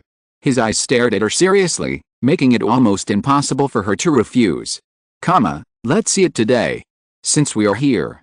Her tone gradually weakened, but she still refused him. No, she was already here, and she had to see it today no matter what. The leading high priest is here." Suddenly, Merit shouted, and the two people who were in a stalemate looked in the direction she pointed. Not far away, a young man walked out of the houses. As he approached, his face became clearer. His bald head was smooth and round as if it had been waxed, but his face was very handsome. His eyebrows and eyes revealed a scholarly and elegant temperament. He was dressed in a white robe in a proper manner, and his whole body exuded a sacred atmosphere. Facts have proved that the four most regrettable words in this world are, "You are here." The girl's body suddenly straightened, and Amónhotep looked at her in confusion. Her expression was surprisingly strange, and her pupils were constricted, as if she had seen something incredible. "What's wrong with you?" Amónhotep asked in a gentle voice. Nothing. Titia hesitated and evaded. "Goddamn, how could it be him? How could I run into him everywhere? And he was still haunting me? How could she not know that he was still a priest?" She had to think of a way. Aksha was the clerk of the city lord after all, so he would definitely stand on the side of the city lord. If people knew that she knew this person and that this person was of that status, she would be dead. She tried to shrink back and hide behind the boy, so that he wouldn't see her, right? She secretly looked in that direction, praying that the other party would leave quickly. If she didn't see her, she would let go of her worries as she saw that the person was about to pass by. Man proposes, God disposes. Merit greeted the man. "Good afternoon, Lord Priest. This is my new friend." As if to prove her good relationship with a priest in front of Amónhotep, her tone was very intimate. "Well, good afternoon." The man smiled kindly and looked over. He despised himself in his heart. When did he do this? He was never kind, but in order to improve his image in the eyes of the villagers, he could only pretend to be a decent person. He noticed that there seemed to be someone hiding behind the new friend of the female villager, so he turned around to look. For a moment, their eyes met, and two pairs of dark eyes looked at each other. Titia was so nervous that she couldn't speak, for fear that he would say something he shouldn't say. "Good afternoon, Titia." A careless voice came over, and she was struck by lightning when she heard it. "What's good about it? You know I'm avoiding you, and you're okay?" As expected, before waiting for the other party's answer, the man smiled meaningfully. "You don't recognize me after just a few days of not seeing each other? Then let me introduce myself again. My name is Sus. I'm so sleepy, so sleepy, so sleepy." The author, who has no manuscripts and can only run in naked, shed tears of frustration. "I found that my updates are quite irregular, and my babies have worked hard." Dementia Face JPG. Chapter 60 Large rollover scene. The lively girl behind him was so abnormal at the moment that even a fool would understand. Moreover, Amónhotep was not a fool. He was so smart that he could immediately figure out the clues. "Hey, do you know the priest?" Without noticing the frozen atmosphere, Merit broke the silence. Titia lowered her head and said nothing, in a dilemma. "Do you know him?" Amónhotep said lightly. She looked guilty at the moment. What happened? Why should she feel guilty? His slender fingers lifted her chin, and the doubt in his eyes pierced her, pretending to be calm. "No. I don't know him." She quickly denied it. She was so nervous that she didn't dare to look him in the eye. In fact, it didn't matter if she admitted it. If she knew him, she knew him. Aksha didn't know Sus's identity, but she subconsciously wanted to deny this question. A pair of eyes looked helplessly at Sus, who was watching the show, with an indescribably pitiful look. "Please, don't say it."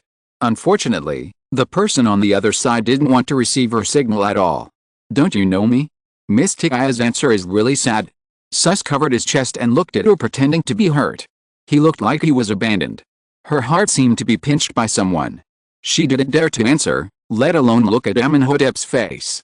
What should she do? It's over. Her mind was a mess. What should she do? Sus, you bastard, I shouldn't have taken you in. You actually dug a hole for me to jump into at this time. How did you know each other? There is no doubt that the two of them must know each other, but what is she afraid of? Is there anything that she can't let herself know? Amónhotep lowered his eyes and didn't know what he was thinking. His eyes under his thick eyelashes were full of clouds, as if they were about to burst out in the next moment. It's nothing, just cooperated with a kind lady once. Sus said leisurely, with a faint smile on his face. The word cooperation came out of his mouth gently, lingering and ambiguous. Shut up. I want her to speak. The boy's eyes shot out like knives, his face was ashen, and the coldness in it was almost solid, interrupting Sus's thoughts for a moment. The girl next to him still didn't speak, her eyes dodged, and she shrank back. Amónhotep felt very angry when he saw her like this, and the unknown anger accumulated in his chest made people upset for no reason. How? Sus chuckled and glanced at Amónhotep as if he was looking at goods, and his words were full of teasing. Are you Miss Defies' lover? I've never heard her mention it. Interesting, really interesting. He did this today to deliberately embarrass Defies, who asked her to give him a swollen bump before leaving, so that he still felt a headache when he woke up this morning. But he didn't expect her reaction to be so big. If she said that she was afraid that her lover would be jealous, this situation really didn't seem like it. Thinking of this, the light in his eyes became brighter, and his intuition told him that he would have a different harvest today. Hearing this, Defies jumped half a meter away as if she was on fire. Although she did like Aksha, she always felt that Sus's words were definitely not good words. He was definitely setting a trap for her. Why are you hiding? A big hand firmly grasped her slender wrist. Amónhotep pulled her back. The string of reason in his mind was completely broken. His actions were out of his control. His emotions were out of control. He subconsciously grabbed Defies, and the coldness emanating from his body could almost freeze people. Anger grew wildly in his heart. Did she want to get rid of her relationship with him? There was a sharp pain on her wrist. He grabbed it too tightly, and the ends of her fingers were numb. Defies' heart was broken. What was going on? How could she get all the good things? How did she offend this old man? She must not have checked the almanac when she went out today. Looks like it, isn't it? Sus was afraid that the fire was not burning well enough, so he added another handful of firewood. It is not a big deal to watch the fun, and it is impossible to be a big deal in this life. What's wrong? Defies tried her best to shake off the hand that was holding her. She felt that she could no longer tolerate it. This bad boy must have done it on purpose. If she hadn't met him today, how could she have fallen to this point? He still had the nerve to fan the flames? She rolled up her non-existent sleeves twice. She was very motivated at the moment. Such a person who deserves a beating should not be spoiled. Amónhotep looked at the empty hand, and his lowered eyes were full of mockery. It was not, and it was right. It was not. There was a sudden warm touch on his cheek, and there was a pair of hands that did not belong to him on his neck. Those hands were like vines, so soft. Badgy, a kiss fell on his cheek. This kiss was fleeting and soft like a feather falling on it. Until the rosy lips left his face, he was still a little dazed. This was the first time that a person of the opposite sex other than Mud kissed his face, and unexpectedly did not make him feel bored. The girl's voice came to his ears, so clear and illusory. In his unknown place, a trace of joy climbed into his heart. It was like a pair of invisible hands, lifting his heart up to the high clouds. The sun penetrated through the clouds and drove away the last bit of haze in his heart. The voice was firm and crazy. She said, "Of course he is not my lover, he is my fiancé." The girl's eyebrows were full of pride. She raised her eyebrows and looked at Sus and Merit, who were a little surprised. A strange pleasure suddenly rose in her heart. "What? You don't believe it?" Looking around, she tilted her head and smiled, her face full of complacency. Badgy, she stood on tiptoe and kissed the stunned boy in her arms again, but this time, she kissed his mouth. The boy's lips were not as cold as others. They were a special softness, like the best marshmallows, soft and sweet, making people want to eat more. But the boy's expression was not satisfactory. He didn't know where to look with his eyes, which were empty and full of confusion. Licking her teeth, she attacked the boy. No, she attacked him. Suddenly, she felt a sharp pain on her lips. Amónhotep suddenly woke up and saw the posture in front of him. His eyes suddenly darkened. It was okay that she kissed him without permission, but she dared to bite him? Did she know what she was doing? He subconsciously wanted to push her away, but seeing the threatening look on her face, he gave up struggling. Fiancé is fiancé, and kissing is fine. It won't cost him a piece of meat. Sensing the boy's compromise, Dia let him go with satisfaction, licked the corner of her lips like a gangster, and put her hand on his shoulder. He said in a vulgar way, "Do you believe it now?" Seeing her do this, Amónhotep's eyelids twitched, and he suppressed his anger and turned his face away from her smug look, but his ears turned red. Sooner or later, he will have to deal with a stupid woman who doesn't listen to him, he thought with gritted teeth. Amónhotep, do you know that I will be the king in the future? Dia, what king? Meng, do you know that only the favorites are qualified to kiss the king? Ya? What? They kiss you? Where do they kiss? Angry, Meng, the instep. Yeah, oh, then let them kiss. I am not a favorite, I want to be the favorite queen. Meng? Yeah, I kiss, only I can kiss. I found that I am stuck in the emotional scenes. Babies, did you collect +1 today? Crazy hint, collect, okay Meng, I have lost my first kiss, why don't you collect it? Exclamation mark. Yeah, just like, Baji. Chapter 61 The Village Chief's Choice. It's fun to act cool for a while, but you'll end up in the crematorium later. Sus on the opposite side silently stretched out his hand and gave her a cow sign. The stone carving master's craftsmanship is really good. Sus had never seen Amónhotep in person, but he still recognized him at a glance.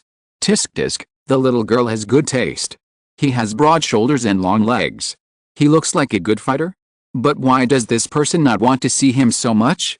Even if they are not friends, there is no need. She also charged me so much for accommodation.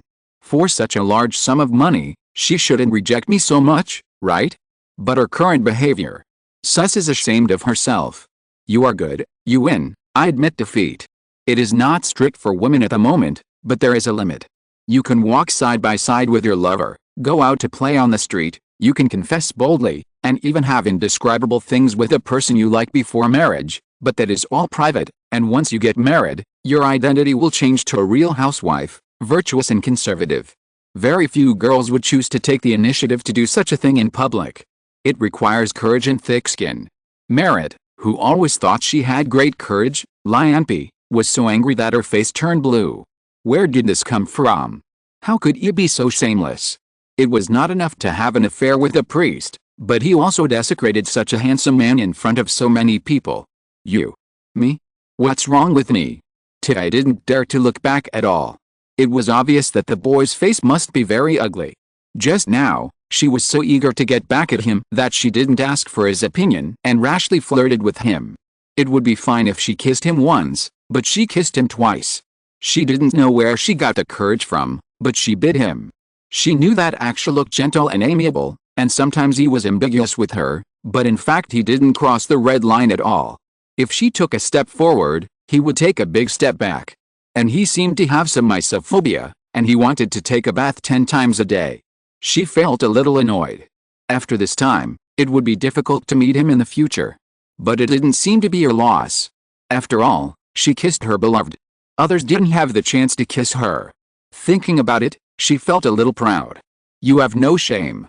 Merit said angrily, but she was thinking in her heart why she was not the one who kissed him just now. The handsome man didn't resist much. Maybe it would be the same if she kissed him. You can kiss him, and I can kiss him too. Merit was a little flustered in anger, and she said whatever she thought in her heart. You kiss him? You kiss him. This is my fiancé, I can kiss him however I want. I will kiss him not only on the street, but also when I go home. As if it was not exciting enough, she became more and more excited, completely forgetting the person behind her. If she didn't interrupt, she might start to talk about things that were not suitable for children. Every time she said a word, Amónhotep's face darkened. When he heard kiss him when we get home, he couldn't listen anymore. Wasn't she finished yet? Have you said enough? A sinister voice came from behind, and Dia closed her mouth in dismay. She hadn't said enough yet. She had disliked Merit for a long time, and she was shameless. Who was shameless? She had heard that Aksha was her fiancé, and she still wanted to kiss him? Bah. Cough cough cough cough cough. Susie, who was watching the excitement, was shocked by her shocking remarks. She was really brave. She took the little things in the house to the street. She choked on her throat with a mouthful of saliva and coughed until her face turned purple. "Master Priest, are you okay?" Merritt shouted nervously and reached out to help him. Susie quickly refused her, but he couldn't speak now. One arm covered his throat in pain, and the other was waving in the air. It didn't look optimistic. The sound was so sharp that half of the village came out. Seeing the priest who had cast a spell to make the river rise like a god yesterday in such pain, the villagers were extremely worried. "Oh my god. The priest has been punished by God for helping us." Someone howled, and the villagers were in chaos. "Priest! Priest!" The villagers swarmed over and almost knocked Merritt out. Sus's face turned from purple to blue. He wanted to kill this noisy woman. He just choked on his saliva. How could he be like this? Wait, the instigator seemed to be another woman. The priest's face is purple. The priest is going to eternal life? He was already feeling uncomfortable from being squeezed to death by the crowd, and when he heard this sound suddenly, he couldn't catch his breath and almost fainted. Seeing that the situation was about to develop in an uncontrollable direction, the crowd was pushed away by two strong men. "What's wrong? What are you arguing about? The village chief is here. If you have anything to say, tell him," one of them shouted sternly. Seeing that the village chief was here, the villagers felt that they had a backbone. They swarmed around the village chief again, talking about the matter, such as the priest was punished by the gods for helping the village. The village chief sneered in his heart. Will they be punished by the gods? It would be better if they were really punished by the gods. Although he didn't know what method they used to make the river water rise, he knew that they must not be good people. How could this group of villagers know that the inch they made the river water rise was the bargaining chip in their hands? They used this matter to threaten themselves, so that they would agree to their request, be their internal response in Naken City, and use the entire Neru village as their base. I'm fine. A trembling hand rose up, and Sus said, pretending to be weak. He originally thought that this matter was quite embarrassing, and wanted to explain it well when he got up. After hearing what the villagers said just now, he changed his mind and thought that it would be a good opportunity to take this matter as an opportunity. Let these villagers be grateful to him and increase their bargaining chips. He discovered a special terrain here a month ago. It is close enough to Naken City, adjacent to the Nile River in the east and the desert in the west. If he uses this place as a base, he will not be afraid of the officers and soldiers in the city coming to catch him. Once the officers and soldiers are dispatched, their secret sentries outside the city will immediately know and notify them, and there are many ways to escape. Therefore, the direction of the cave that Ian Singh initially planned was Neru village. Unfortunately, the village chief of this village is really a hard bone. He will not be persuaded by soft or hard means. He just doesn't agree to let them use the village as a base. In order to make him agree, Sus took the initiative to throw out the biggest bait solving the flooding problem in Neru village. Unexpectedly, even so, the village chief refused to agree. He could only choose to solve part of it first and show the so-called miracle to convince people. He only achieved half of his goal. The villagers believed it, but the village chief still didn't believe it. The village chief still pinned his hopes on the useless city lord and refused to accept his conditions. The solution to this problem was actually simple. He and Singh had passed by the upstream of this village a few years ago. In a hidden corner, there grew a special and tough aquatic plant. At that time, Sus asserted that if the aquatic plant here was not removed, the first village downstream would definitely be affected. As expected, Sus's prophecy began to come true the year before last.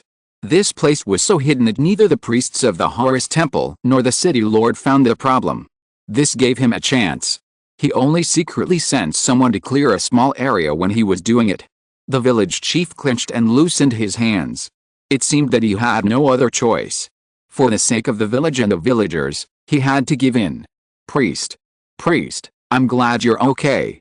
The word priest turned around on the tip of his tongue for a few times and finally came out. After saying this, the rest came out naturally and smoothly.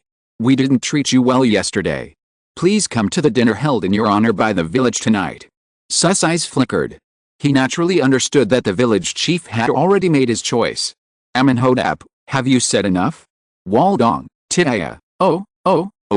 Enough, enough. Baji. Meng, but I didn't kiss enough. Sus, enough. You are going to eternal life? Thank you for the comment, little cutie. Exclamation mark. I was worried about not having any drafts saved. After seeing the comment, I feel that I can do it again. Exclamation mark. I want to update 10 chapters. Comma, I'm kidding. If you're listening to this novel on a channel other than Fanfic World, it means they downloaded and uploaded it without effort. We cordially invite you to visit our channel, Mundo Fanfic Novelists. There you'll find the original version of this story and you can explore many other novels of various genres. We're waiting for you to immerse yourself in a world of incredible novels. Chapter 62 Eat. Dinner.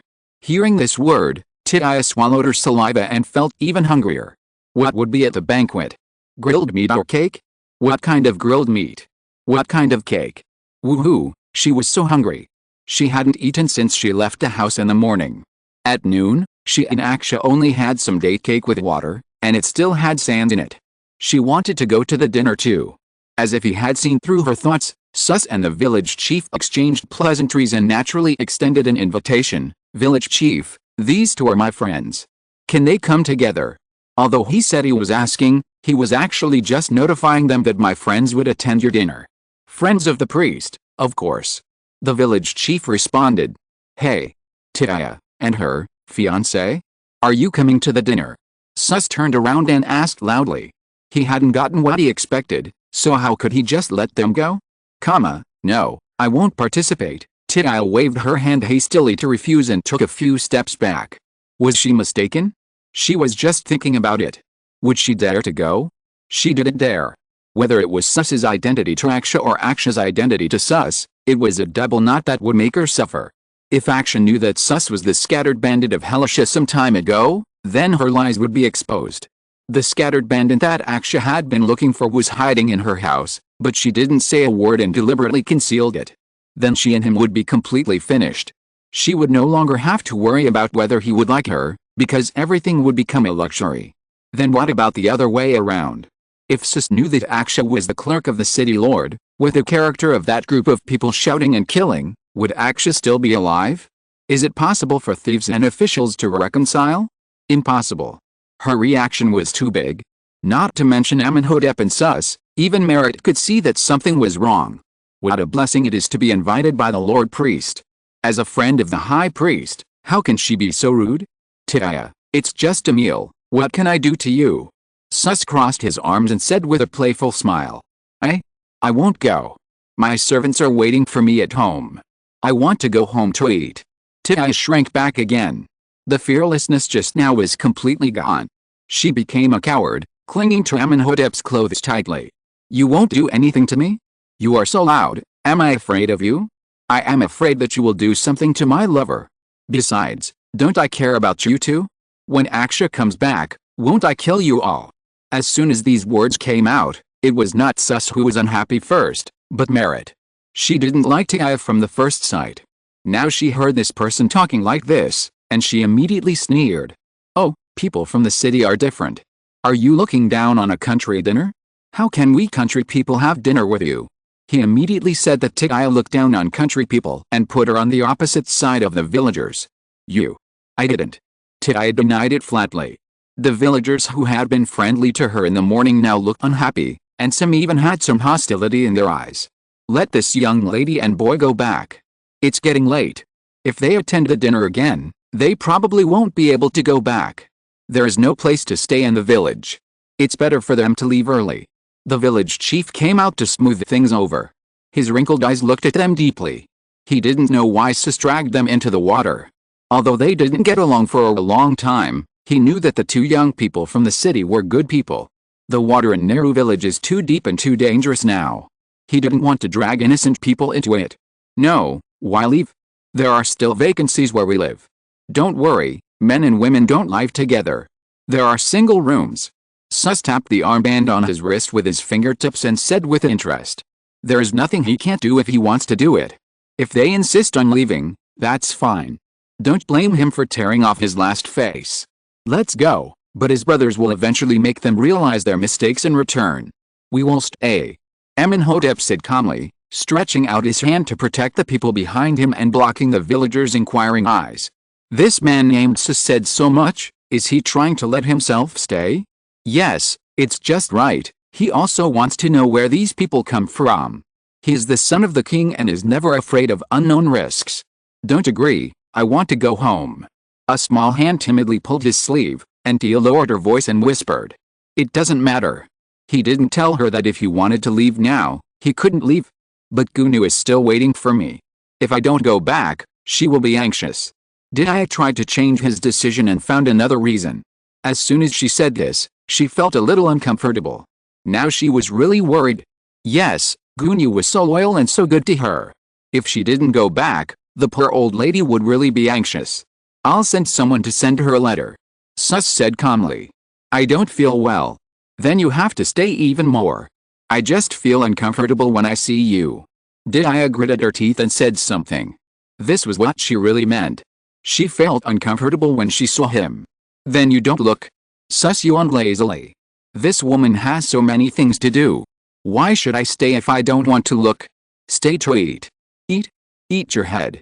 Dia wanted to talk back, but was stopped by Amónhotep. There was no point in talking nonsense here. Sus was determined not to let them leave. It was useless to say anything. Eat, be obedient. His fingers with thin calluses touched her bare neck and drew 2 hieroglyphs on it. Those were the words he had taught her a few days ago, don't and be afraid. Her body trembled because of his actions, but a bitter smile appeared in her heart. She looked at him with wet round eyes, as if she would cry in the next second. He was so stupid. There were so many of them. What if they really found him? How could he be so stupid? Could he see that he was protecting him? Seeing her uneasiness, Amónhotep patted her shoulder soothingly. Tia clenched her fists and made a decision in her heart that no matter what happened tonight, she would definitely protect him. The sun was shining brightly. Thutmose yawned against the huge worship column in the temple. In front of him was the culprit who made him leave Nakan City with a piece of paper. He really couldn't cheer up. God knows what he has suffered these days. He has to guard against Amónhotep's poisonous hand on Amos, and on the other hand, he is being played around by the people he wants to protect. There was no peace during the journey. On the first day on the boat, Amos was clamoring to eat fish. He stabbed a few with a fork and held them in front of her, but she refused to eat them again, saying that it was cruel and bloody, and asked him to catch them again.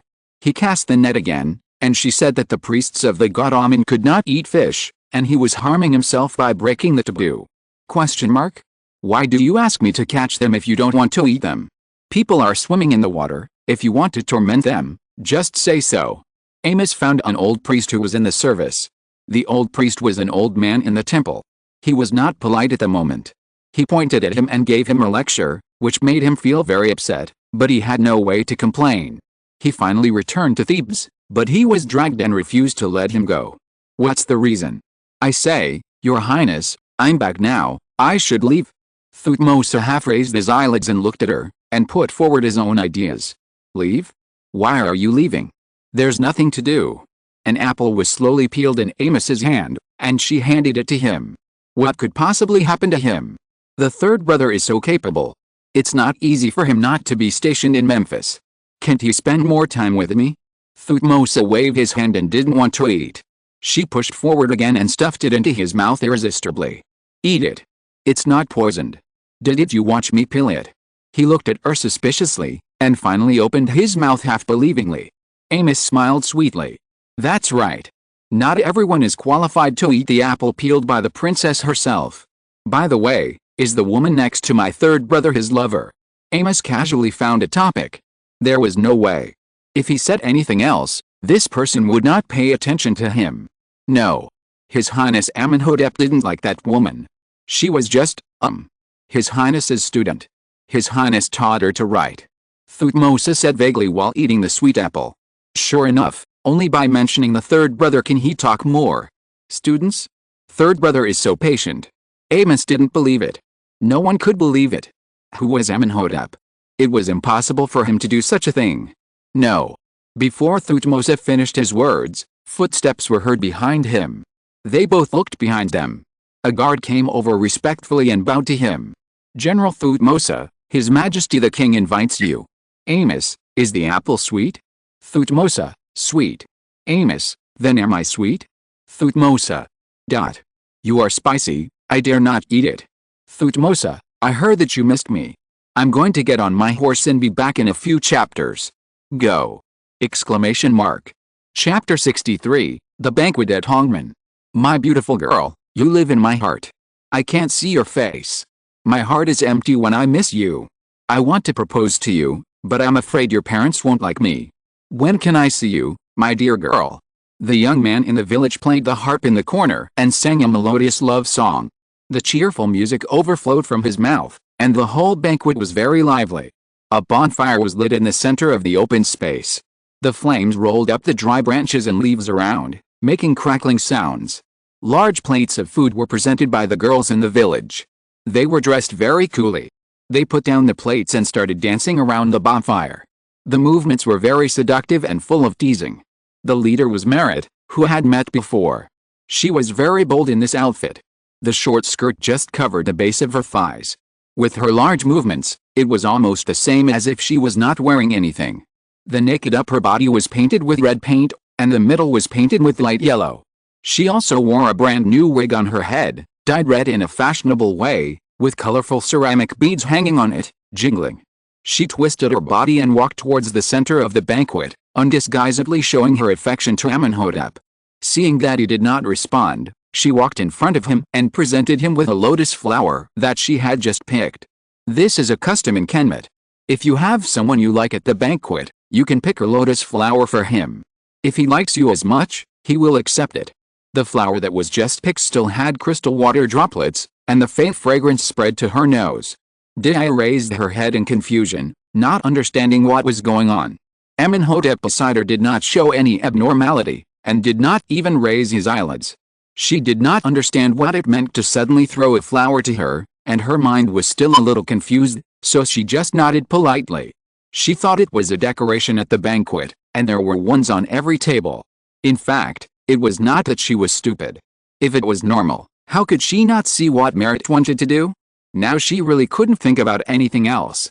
At the banquet, there were beautiful women, fine wine and delicious food, but she felt like she was sitting on pins and needles.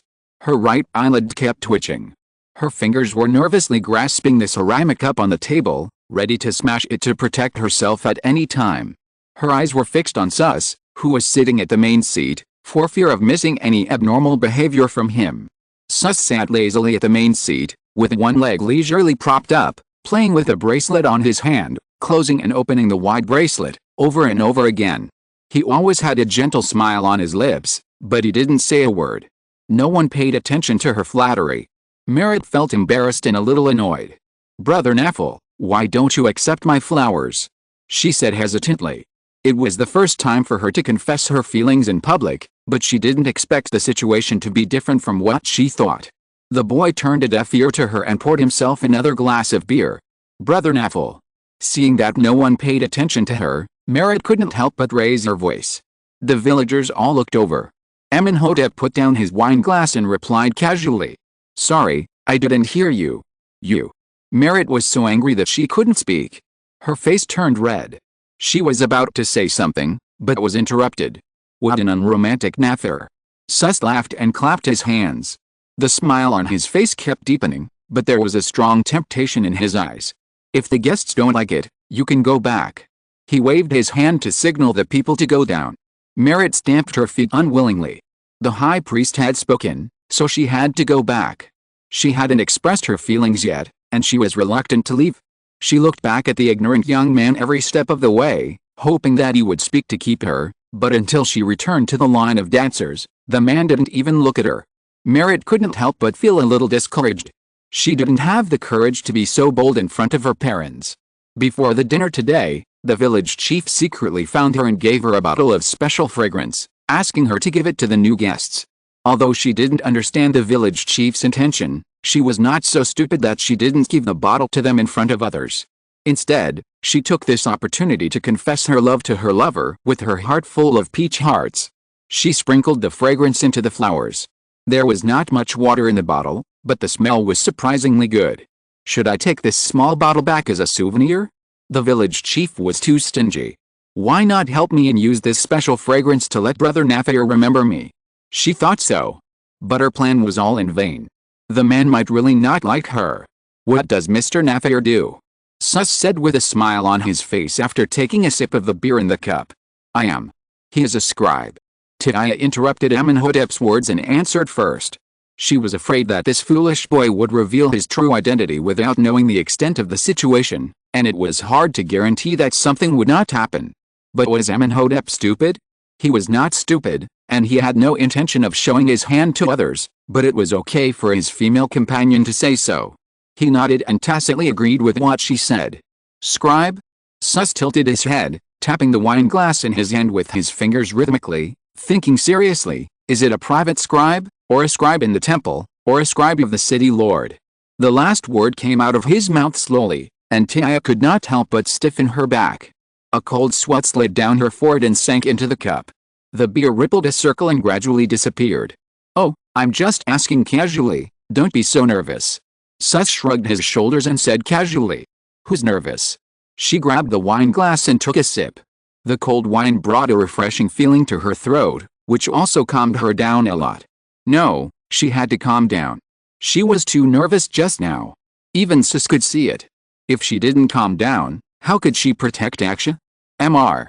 Nather hasn't answered my question yet. The inquiring eyes fell back on Amónhotep. No, the boy shook his head and chuckled, and drank the cup in one gulp. I just know how to write a few words. Seeing his action, Sus also relaxed his guard. Mr.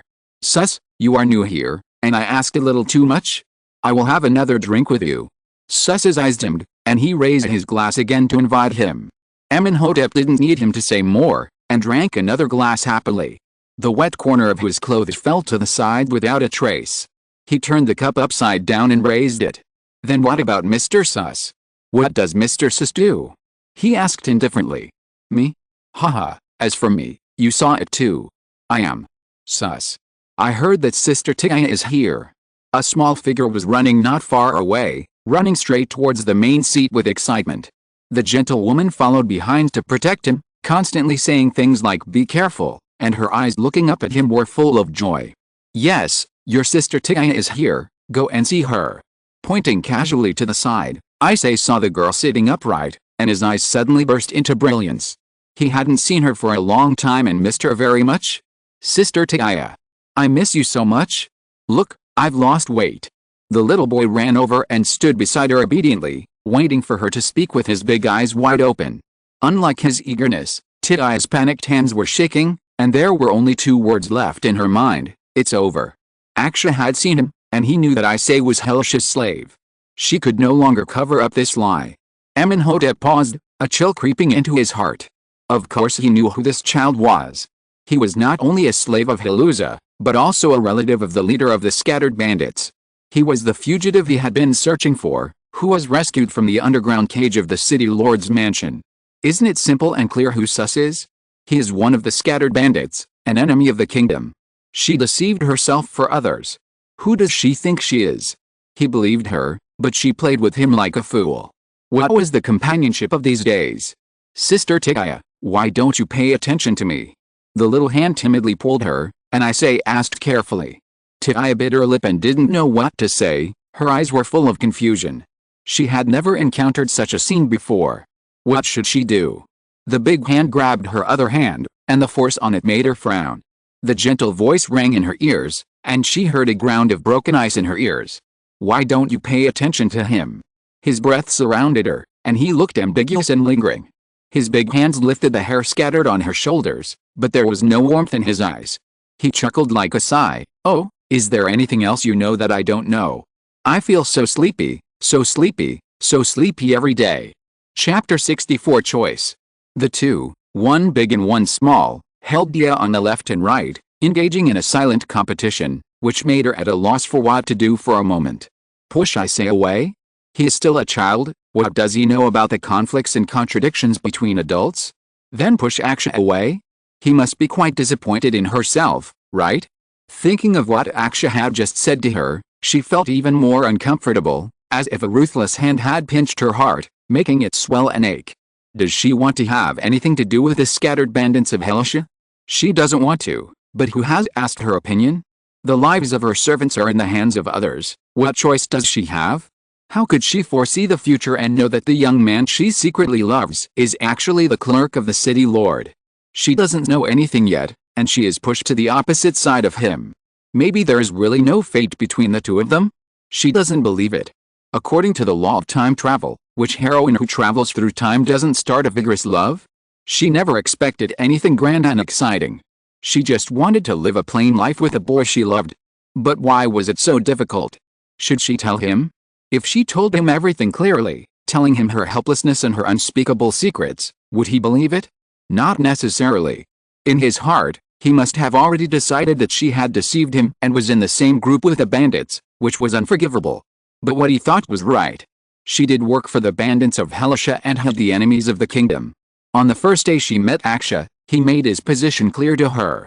The slaves of Helisha were not worth saving, and the bandits of Helisha were unforgivable. They were all enemies of the kingdom. She knew it clearly, didn't she? Why did she step on his taboo? Her nose was sore, and her eyes were sore. If she had a choice and could travel through time again, she would definitely go back to that day and control her curiosity. Let Singer and the others dig, what does it have to do with her? She never wanted to see this situation again in her life. Amónhotep seemed to hold her hand affectionately and casually, but the strength in his hand was not small at all. Isay on the other side was not to be outdone and held her other hand tightly. Isay was still young and didn't know why this brother was competing with her for Sister Dia, but she just didn't like him inexplicably. She didn't like him the first time she saw him in the slave market. I guess he didn't like her very much either. Isay remembered that he didn't agree with Sister Dia saving her at that time, and he pulled back with all his strength. But how could he, at such a young age, pull an adult man, not to mention a general who had been on the battlefield? Amónhotep didn't need to use much force, just moved his wrist, and Isay fell to the ground. Sus's face darkened, and the wine glass in his hand was heavily placed on the table, making a dull sound. The joyful banquet began to stagnate, and pairs of eyes looked here. The village chief rubbed his hands nervously. This child was the apple of the eye of this group of sacrifices. How could Nephir be so childish to pick on a child? Sus had bad intentions towards him, but he was still so ignorant. The village chief hoped that tonight's banquet would go smoothly so that he could send Tia and the others back tomorrow. However, he didn't know that all this was just wishful thinking. Sus had no intention of letting them go. Isay. Hester ran over first. Since Singer was not around, she was the closest person to Isay. She checked him carefully from head to toe and was relieved after confirming that he was fine. Let me go. I'm fine. The voice was childish but could not be rejected by others. The first sentence was said to Hester, and the second sentence was said to Sus.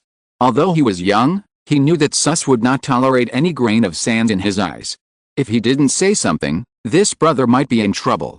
He didn't like him, but Sister Tia liked him. If he was in trouble, his sister would be sad. Let go of Sister Tia. I have something to say to her. Isay raised his chin towards Amónhotep. Then ask your Sister Tia if she wants me to let go. His dark brown eyes were covered by thick eyelashes, and he could not see the expression inside. He said casually while playing with the girl's soft hair. Let go? Okay, as long as she says so. There was a thin layer of sweat on his clenched hands. Amónhotep raised his eyes to look at her. Her eyes were evasive, and she did not react at all when she heard him speak.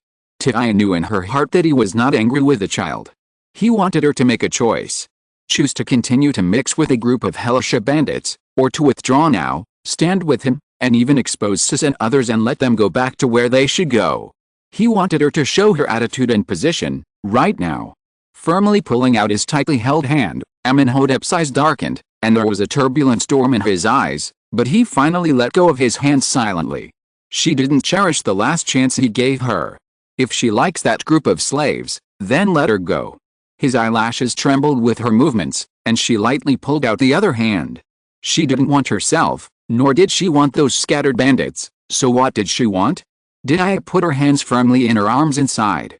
Okay, don't pull me, talk if you have something to say, your arms are sore. She thought it through. This was too cowardly. If you stick your head out, you will get a knife. If you shrink your head, you will get a knife back. This kind of game is too torturous. Yes, I lied to you, but I couldn't help it. Don't blame me. My rejection of you, Aksha, doesn't mean that I am an accomplice of the scattered bandits. You can kill me or cut me up as you like. Sus raised his glass with interest, and then he understood everything. He raised his hand and took a sip of the beer in the glass. His arm blocked his weird look.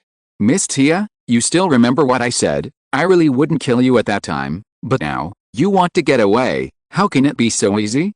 I wanted to let you go, but who told you to bump into me? Whether this knot is untied or not, it has nothing to do with my half-shell, because... The village chief wiped the sweat from his forehead and came out to smooth things over. These two young men are good people. They should not get themselves involved because of the village's affairs. The reason for holding this banquet today is, firstly, to welcome the priests who have come from afar to solve our problems, especially the chief priest, Lord Sus. His contribution is indelible, and his sacrifice to the river god has achieved unprecedented results. Secondly, wait a minute. Sus stood up from the main seat and stood aside leisurely. What the village chief said makes sense, but please don't praise me so much. I can't bear it. Today, I also have something to announce to the villagers. He stretched his hand forward, and his face became serious, turning into pure worship. The chief priest is not me, Sus, but our great leader. The Nile River overflows for him, God's most loyal servant, Sing. Meng, I'm not happy, she rejected me. Yeah, shut up, I rejected both of them. Meng, you rejected me first. I didn't plan to write the second book, but one day I suddenly had an idea, so I wrote a sister book, because some people said that the YW platform is still read by QD people, so I posted it on QD, mainly to advertise this book, so that the data is not so bad. So, those who are interested can read it, but there is not much inspiration in that book, and writing a book is very difficult for me, so I can only update it occasionally. There is only one chapter at present, and the second chapter is still a long way off. Let's get back to the topic, the new idea meeting ancient Egypt, the redemption of Anubis venomous girl lukewarm corpse maker copywriter. Amenhotep's father is a corpse maker, but he gave him such a majestic name, named after the greatest god of war in Kemet. However, he can only follow in his father's footsteps and become a corpse maker. In the eyes of outsiders, he is a taciturn young man. When the mask of Anubis covers his face, he is the cold and ruthless god of death, bringing the last blessing of the living to the dead. He thought that his life would continue like this, until he passed away and reunited with his family. But one day, something unexpected happened. The dead woman on his workbench came back to life. I have said too much, so please enjoy the ancient Egyptian feast I brought you. Chapter 65, Sing returns. The villagers dispersed automatically in the direction pointed by Sus, and all looked over. Hester's eyes were suddenly filled with tears of joy, and some of the big men around were so excited that they couldn't express it in words. Tia recognized them. Some of them had used the medicine she gave them, and some had eaten the bread she made that made their teeth break. She felt very panicked, and her hands were nervously grasping the hem of her clothes, and the straight fabric was wrinkled. She felt dizzy. She thought it was bad luck to meet Sus today, but she didn't expect. Tia knew that Sing was back. She would never forget that night, the feeling of dying that Sing brought her, and Aksha, who appeared like a god, saved her, and also planted a seed in her heart. Tia originally thought that they got along well, and one day he would understand her feelings, and she just needed to let nature take its course, and it would come naturally. But he knew everything. It seems that today is the day when the flower in her heart that has not yet bloomed withers. It's just that the days it grew were too short, and it only had time to grow a bud. That person will probably never know that it has ever appeared. She couldn't help but hold her breath and look at the boy beside her. Amónhotep didn't react much. His long eyelashes drooped, covering his expression. He didn't even look in that direction. Only his hands, which were pale due to excessive force on the pottery cup, revealed his uneasy heart. Are the guards in the prison all useless? Can't even watch one person? Singer is still an important figure after all. He has done a lot of evil in the Horus Road generation over the years. He has always been active in the north, but recently he was found to have traces of his presence in many cities in the south of the kingdom. Although it seems that this time is to rescue his relatives and friends who were captured as prisoners, Amónhotep has always guessed that it is not that simple. He thinks that Singer may have other things to do in Nakan City, such as the evil Nubians. However, the captured spy was too stubborn, and torture did not make him utter any useful information. A bold young man stood quietly in the middle of the road, at the end of the crowd. Everyone present understood that this was the great leader, Sing, as Sus had said. The nearly 1 month prison life did not cause him much hardship. He only looked a little thinner, which made him look more imposing. Such a special way of appearance obviously added a lot of aura to him. At this moment, he was more like stepping onto his own stage. The villagers' eyes were like the spotlights focused on him. He walked towards the center of the venue step by step, with an upright and confident posture. Those who didn't know him would think he was a general who had won a victory. In fact, it was almost the same. He successfully escaped from the prison, which was also a beautiful victory. The white robe draped over his body fluttered slowly with his steps, which really looked like a sacrificial posture. In Sus's words, he looked like a dog. The bonfire was burning behind him, and the flames made his face red, and the patterns embroidered with the gold thread on his white robe emitted a dazzling light. His appearance was obviously very impressive, and he didn't need to say much to convince the villagers who had not seen much of the world. They all watched Singh with bated breath, and some even bent down to show their absolute respect. The village chief's eyelids trembled, and in the end he didn't say anything, but also bent in that direction. No matter what these people are in nature, the future of Nehru village is in their hands, and he had to surrender. Singh stopped, looked around, then smiled and raised his hands and made a gesture. Villagers, I am the leader of this sacrifice. The most loyal servant of the god Happy. The one who calmed the anger of the god Happy. My name is Singh. His voice rang out in the empty field, and the crowd responded with warm cheers. We passed by here and found the reason for the problem here. This is God's punishment. We can't bear to watch you suffer, so we beg Happy God to forgive you. God agreed. I have calmed God's anger. The rising river water can testify for me. It was Happy God who sent us to save you. God said that although you have made mistakes, you are still His people. You are still Happy God's children. He is willing to forgive you. Forgive your sins. 3 years of punishment is enough. This year, the river will rise again. As long as you worship Happy God devoutly. As long as we are still here, you will never suffer this punishment again. In my name, I swear to Happy God. Everything I say is sincere. Singh gave a suggestive speech with emotion. The villagers believed it to be true, and some couldn't hold back the sudden joy and sat on the ground and cried loudly. For 3 years, they have been carrying this painful burden. They thought that the river would never come to Nehru village again, but they didn't expect that the priests would plead for them. They really let them see the flooded river again. Of course, they believed in Singh and his group. Lord Singh had just said that, and what he said was very clear. As long as they stayed here, this kind of thing would never happen again. They were willing to be the most fanatical believers of Lord Singh and Lord Sus. This speech achieved its purpose. Sus smiled with satisfaction. He walked to the main seat, sat down, and patted Sus on the shoulder. You have worked hard during my absence. It's not hard. Everything went well. Sus whispered. Looking at the side seats around him, Singh's pupils suddenly shrank. This is. Enemies will always meet. Look who he met. The king's son, the Honorable His Majesty Amónhotep, and the cunning woman who sent him to the cell. He was not quite sure of Amónhotep's identity, and it was just a guess. In addition, he had not heard of the prince coming to Nain during his time in prison. It must be said that Singh's popularity was quite good. In the past month, he had become close to the prison guards. At first, they were afraid of Singh's identity, but later, they gradually became familiar with each other and said everything. What the city lord was too greedy, the salary was too low and there were additional deductions. The new city lord wanted to do something practical, but the soldiers at the bottom did not see the obvious benefits and were unwilling to work. He also asked whether the new city lord had royal blood. If the prince really came, it would undoubtedly affect the planning they were doing. The answer was that it should not be. The royal family usually had a big show, and the entourage and guards were indispensable when traveling, but the city lord only brought a few followers and came to Nain lightly. Having said that, Thutmose's attitude towards that person was not very reasonable. He had to be on guard. It was always right to prepare for the worst in everything. What they said is all lies. They are liars. Seeing that the villagers have been brainwashed by them, the village chief could no longer hold back his emotions and shouted out loudly. The village chief originally thought that they were the only ones who could save Nehru village, so he was willing to be driven by them and swallow his anger. The pressure of betraying the kingdom has been on him, making him breathless. But just now, he finally learned all the truth. It is not necessary for them to save Nehru village. The river no longer floods because it is blocked by water plants.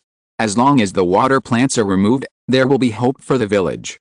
Now that he already knows, he can no longer watch the villagers being deceived, not to mention that now is the best opportunity. While the villagers are here now, what better time is there than now? Village chief, you are probably confused because you drank too much beer. Sus narrowed his eyes and sneered at the village chief threateningly. The pottery cup in his hand broke instantly. This old guy is really ungrateful. You liar. You deceived everyone. I swear by the great god Horus that every word I said is true. The village chief looked back at the shocked villagers with tears in his eyes, and raised his finger tremblingly. Can you trust me just by swearing? Sing, I'm back. Does anyone still remember me? I looked at the data today and felt sad. I lost 80 clicks overnight. It was inexplicably a failure, and my mood was also affected.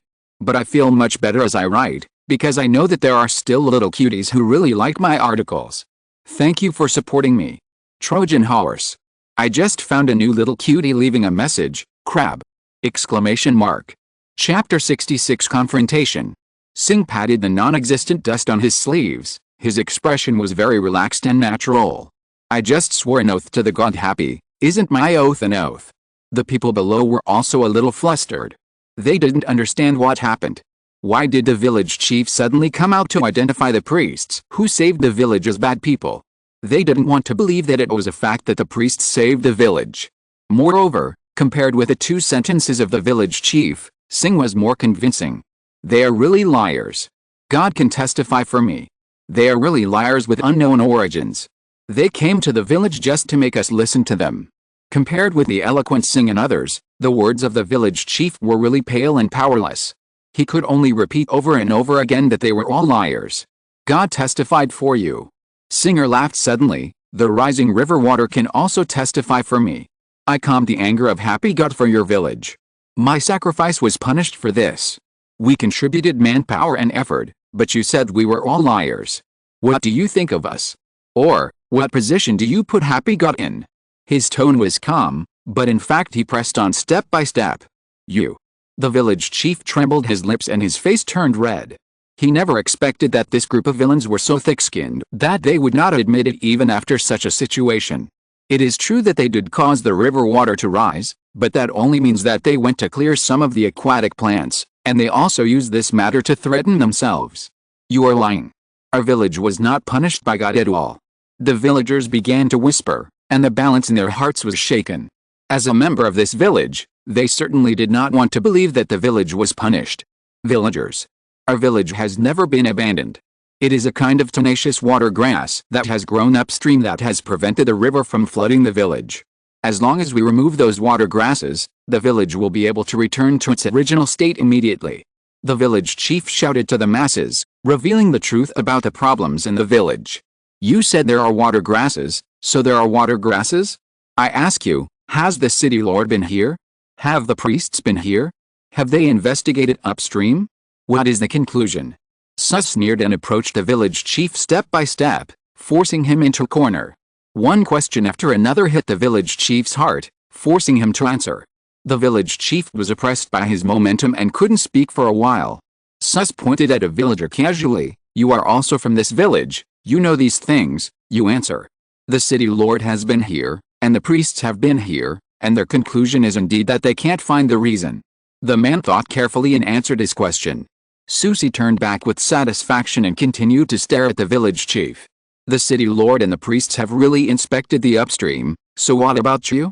You haven't investigated anything, but you threw such a big basin of dirty water on us. Susie, enough, don't scare the village chief, he may just be bewitched. Singh, who was sitting in the main seat, waved his hand very gently, with a compassionate face that really looked like a saint, and he said meaningfully. Susie laughed, took a step back, and gave the village chief a breath. I didn't go to investigate, but this doesn't change the fact that you are liars. The village chief's arrogance has weakened a little. He also knew that in Susie's continuous questioning, he had made many mistakes in his words. The villagers were really convinced by Susie's words again. They began to doubt the village chief's intentions. Did he wrongly accuse a good person? Tia, who was sitting below, couldn't help but sweat for the village chief. This was what she had just revealed. She watched Singh's arrogant speech and found that the situation was a bit serious. Sing's identity was special, and now he did something to confuse right and wrong. He must have some secrets. So she took advantage of no one's attention to secretly tell the village chief about Aksha and her guess. But she didn't expect that the village chief would explode immediately. She couldn't help but feel anxious and secretly reflected on whether she had done something wrong. Would the village chief's words make Sing and his men desperate? After all, they were real Hellish bandits who killed people and set fires. If Sing really broke his face, what should they do? Even if they didn't care about Aksha's identity, Sing would not forget that it was Tikaya who broke his promise, and his kick sent him to jail. Sing would not let them go, and she must find a way to let them get away unscathed. It seemed that the alcohol was surging. She felt dizzy at the moment, but she forced herself to stabilize her mind. Can't fall down now. No matter how Aksha wants to settle the score later, she will accept it, but she can't watch him get into trouble. The young man in white robe put down the wine glass in his hand, stood up steadily, and his clear voice spread in the air. What the village chief said is true. They sneaked into the village with ulterior motives. Amónhotep didn't want to be exposed so quickly. Although he didn't come to Niru village for inspection on impulse, he didn't expect the current scene and was not fully prepared. In his original idea, he would return to the city first and then dispatch a team of troops to capture this group of unknown priests, but all of them were disrupted by the impulse. However, it was not a waste of time. He also knew the whereabouts of the scattered bandits of Helisha, the current ones, and the ones in the past. He was never afraid of going deep into the enemy's center, even if he was alone. When he first went to the battlefield, he used a battle axe to chop off the head of the enemy general in the chaos. When the general fell, he still opened his eyes wide, as if he couldn't believe that the one who killed him was just a child who was not yet an adult. Amónhotep therefore won the first gold fly medal in his life, which was a symbol of a fearless warrior. Even if he didn't have the courage, would Singer dare to kill him? The answer is no. With the power of the scattered bandits of Helios, how dare they be the enemy of the kingdom? At present, the main targets of the kingdom are still the Libyans in the west and the Lachinu region in the east, so they didn't try their best to kill these scattered bandits. If they really touched Amónhotep, then only by flattening the entire Sinai can the king's anger be appeased. At present, his people are fighting against the dirty Helusans alone. He can't close his eyes and ears, pretending that he can't see or hear anything. The girl's hand tightly grasped the hem of Amónhotep's clothes, and he pulled it out expressionlessly, ignoring the other's pale face and the pair of pleading eyes. What is she praying for, asking herself not to die? Take care of herself. When she raised the tiger to cause trouble, why didn't she think of today?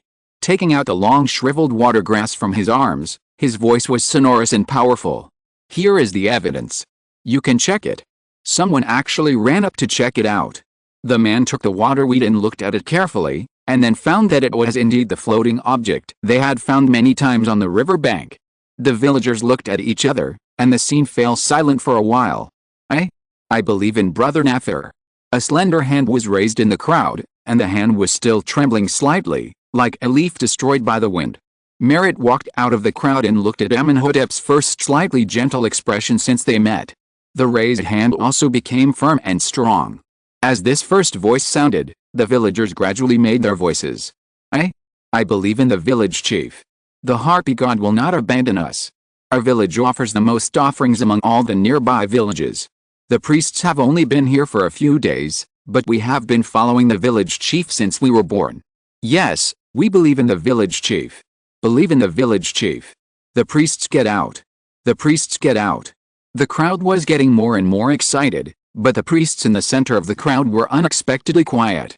Seemingly sensing something was amiss, the scene calmed down again.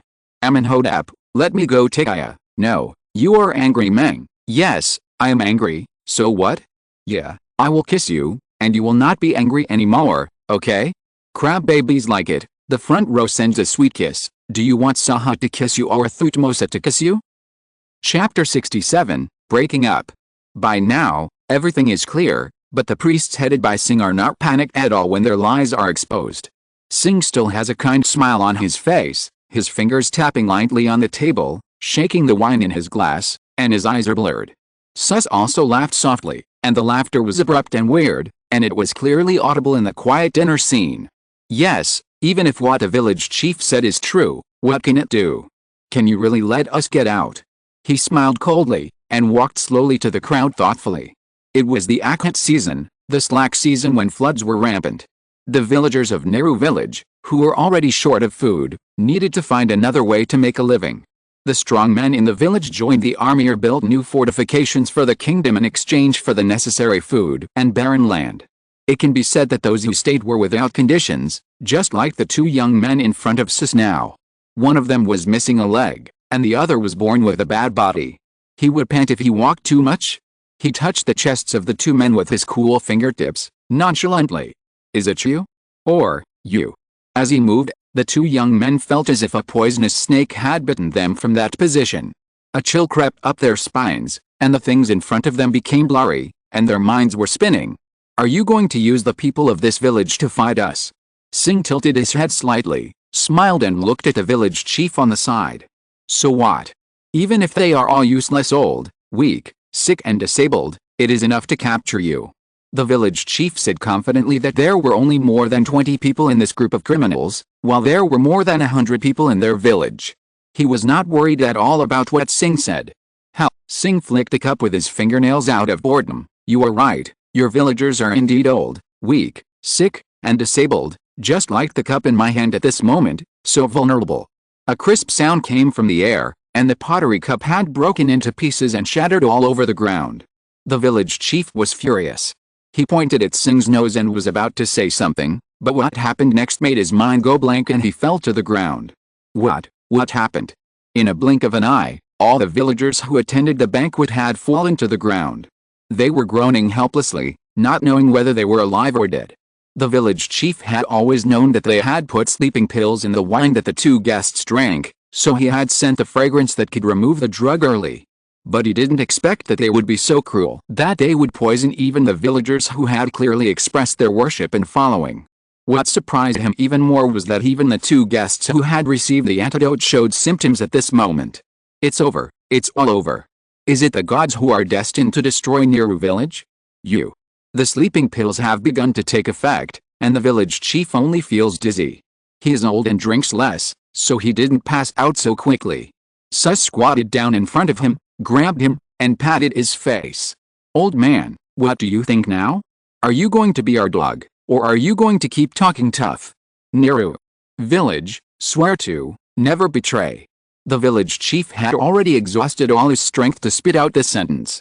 Singh clapped his hands, and several strong men dragged an old woman out of the crowd.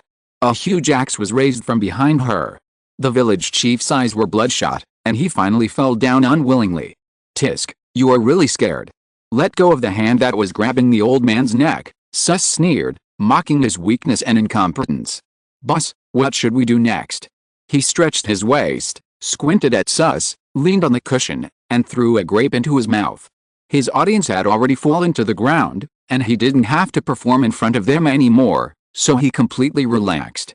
This appearance really made him exhausted. It was really weird. It was so tiring to imitate the priests. It was hard to imagine that they pretended like this year after year. Aren't they tired? You ask me? Isn't it you who always makes the decisions? Can't you just tell me when you make a decision? He replied vaguely. Yes, Sus has always been the chief military advisor of the whole team. With him, Singh doesn't have to worry about anything. Boss, there are two plans at the moment. One is that we use a gentle plan to influence them, and the other is to use absolute force to deter them. Sus's idea was very practical. This piece of fat meat had been cooked, and there was no reason to throw it away. Anyway, the relationship had been torn apart, so he might as well make it his own appendage. Well, I don't think either of these two methods is feasible. Singer stuffed another grape into his mouth, and the sweet juice burst in his mouth.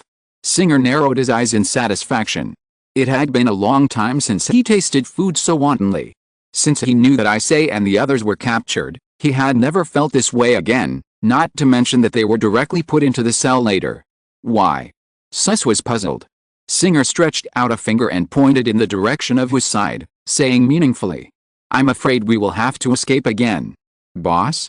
Are you talking about Taya? She shouldn't be like that, right? I've observed that she is not the kind of person who meddles in other people's business. Moreover, if she really has such a plan, we should just detain her and never let her talk nonsense everywhere. Sus thought that Singer meant that he was afraid that Tiaia would report them, and he said hurriedly. He really didn't want to give up this territory that he had been eyeing for a long time. No, I mean the other one. Him? Isn't he just an ordinary clerk? Why not detain him too? No, he's not.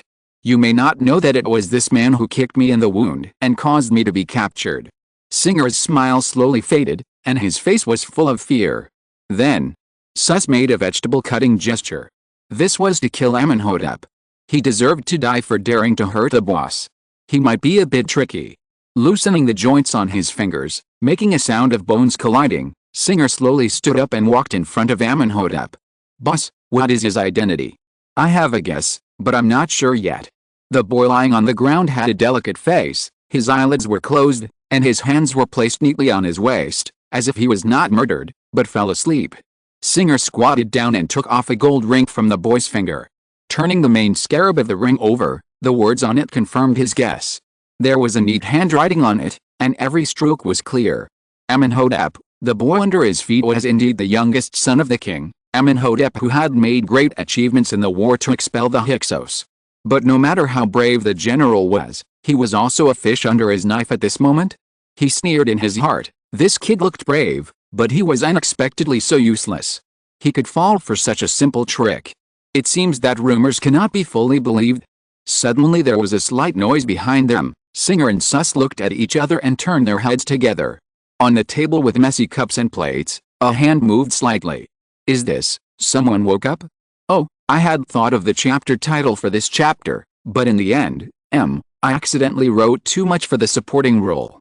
Okay, don't hit me, don't hit me. Let's see them in the next chapter. Singer, can't you see me? How long have I not appeared? You don't like me so much? Sus, don't want to see? You have to watch it even if you don't want to.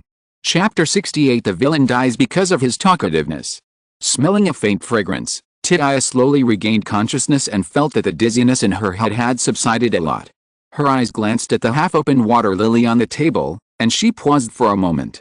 She understood that the smell that made her sober came from here, and the smell was completely different from the one she brought in the morning. It seemed that she had been poisoned by something, and this flower was the antidote? She hurriedly looked to the side, and she was deeply worried. Aksha, something happened. He just lay there quietly, and she didn't know whether he was dead or alive. The villagers around had all fallen down. Only she and the group of hellish bandits were still awake. Miss Tiaia, long time no see. The voice sounded in her ears, and she couldn't help but shudder. She remembered this voice. A month ago, it was this voice that said to her, "You will be our sacrifice to the underworld." Hissing, he will never forget that he broke his oath, and he will never let her go. The heavy footsteps were getting closer and closer.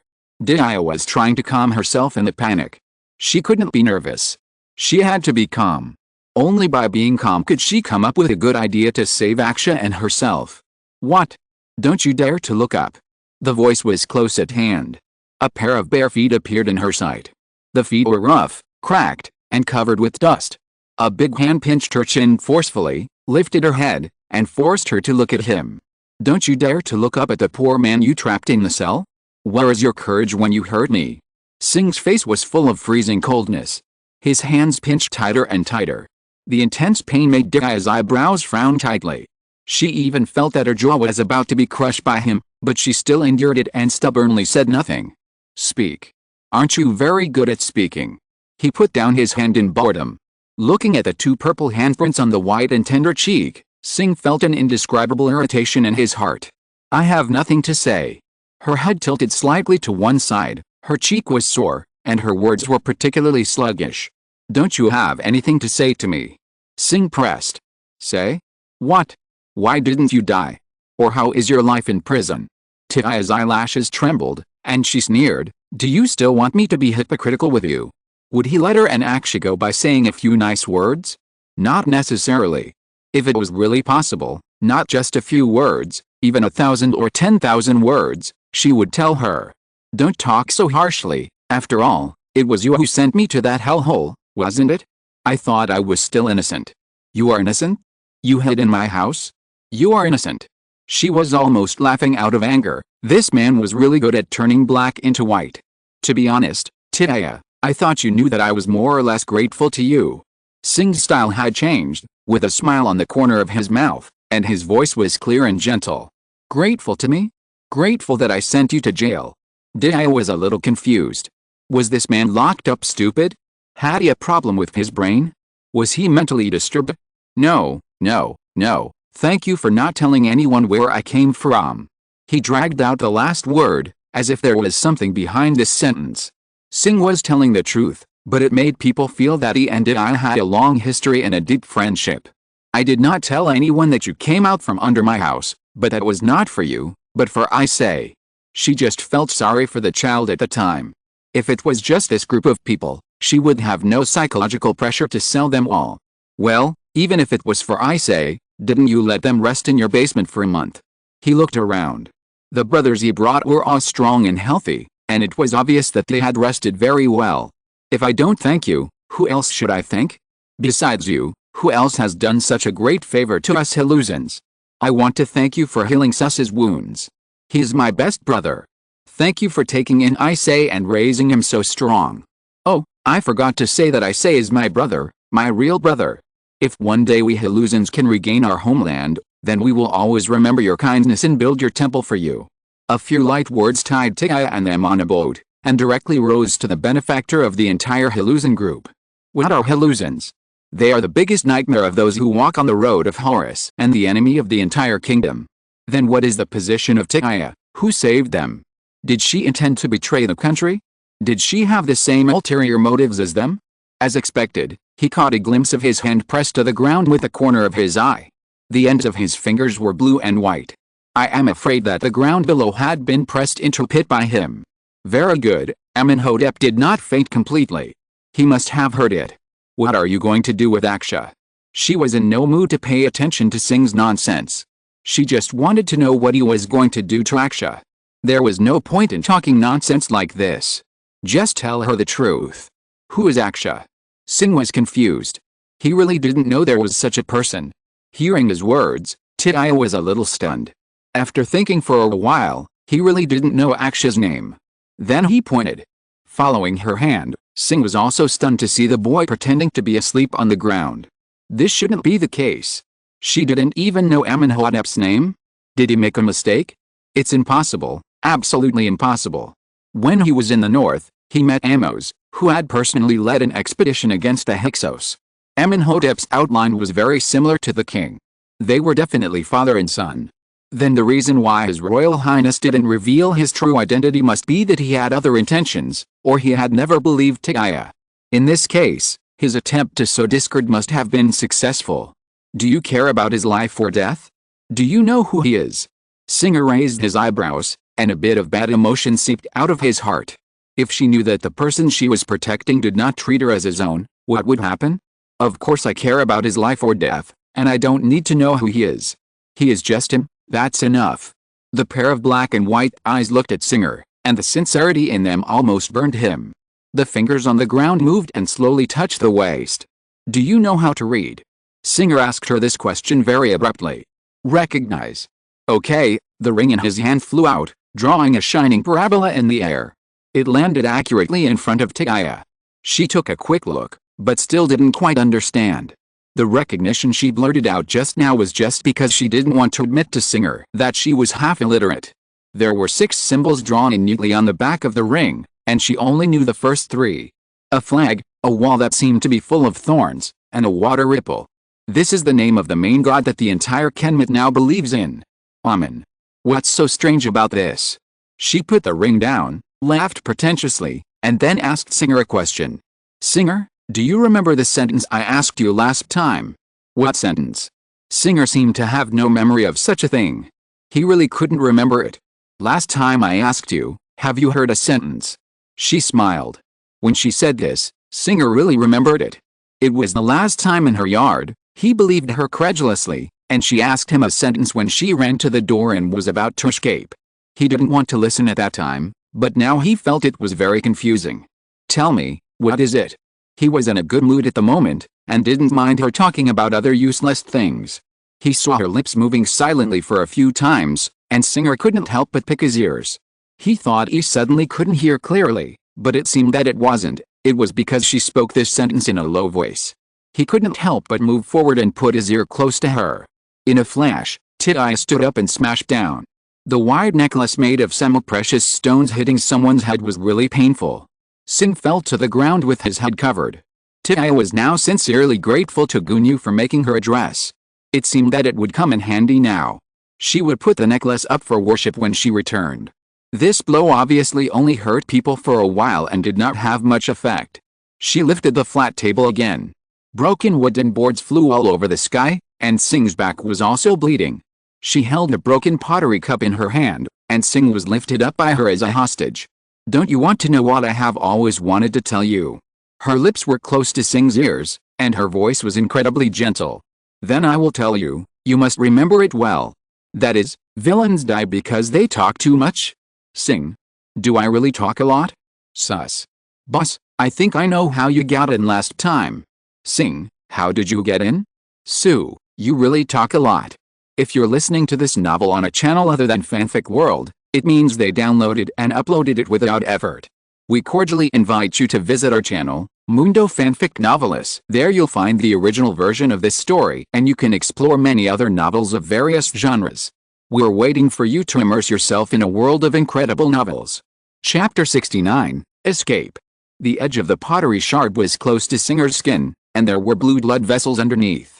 Tell your people to let us go. Titai looked at the scattered bandits around with caution, holding him hostage and retreating step by step. Do you think you can get away? Although Singer was held hostage by her, his face was still calm. He was also in a very bad state at the moment. There was a big bump on his forehead, and his back was hit hard by the table, leaving several wounds. Broken wood chips flowed out with blood, which was very miserable. Think about it carefully. Do you think you can deal with me? No matter what, a man is always much stronger than a woman, even if this man was injured. This injury was nothing to Singer, but it aroused his ferocity. As long as he wanted, he could break free at any time. This was why Sus and the others looked like they were watching a show and didn't come forward. This woman was still being clever as always, just like last time. If she hadn't insisted on calling the patrol team to arrest him last time, he would have kept his promise and kept his distance from her, and her servant wouldn't have been hurt at all. Have you thought about what you're going to pay for your actions today? The big hand slowly touched the slender wrist across her neck, bringing goosebumps. Titai knew that it was a bit reckless, but she had no other choice at this point. With a slight force, Singer's skin immediately had a hideous wound. The pottery cup was very rough, and the edges of the fragments were not sharp. If the action was too gentle, it would probably only leave a white mark. At this moment, the wound was rolling and horrifying, showing how much strength she had used. Singer only frowned slightly, held her arm with his backhand, and threw her to the ground. His body fell to the ground with a dull sound. His force was really strong. Dust flew up and hit Tai's face, causing her to cough heartbreakingly. She felt that her internal organs were displaced. This time, it was probably really over. Not only did he get himself into trouble, but he also screwed Aksha. Don't you want to know how I will treat the man on the ground? I tell you, he won't die. He will only suffer more than death. Sing wiped the blood flowing from his neck with his hand, his face full of ruthlessness. What he said was not all to scare Titai. He really didn't dare to kill Amónhotep, and he couldn't torture him. But for a prince, especially a prince who had been on the battlefield, being captured by the enemy and pushed in front of his father, forcing his father to pay a large sum of wealth, what could be more humiliating than this? For Amónhotep, this must be more painful than death, right? What are you going to do to him? Titai was completely panicked. Did Sing still remember the grudge? Then what was he going to do to Aksha? Care about him? Do you like him?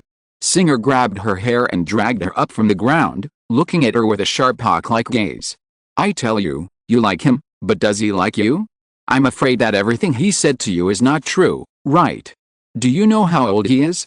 Do you know who he is? I tell you, if you get involved with us, he will never let you go. You are in such a state today, aren't you trying to save him? It's ridiculous. You should thank me for not letting you succeed. Do you know what kind of punishment Kemet treats traitors? You saved him today, and he will take your life tomorrow. The woman's face was no longer beautiful because of the pain, and there was a confused look in her eyes. Some of the beliefs in her heart seemed to have been shattered by his words. You want to kidnap me? Those who want to kill me can line up from here to Thebes. Do you think how many of them succeeded? Singer sneered coldly. What about me? The cold dagger was pressed against Singer's neck.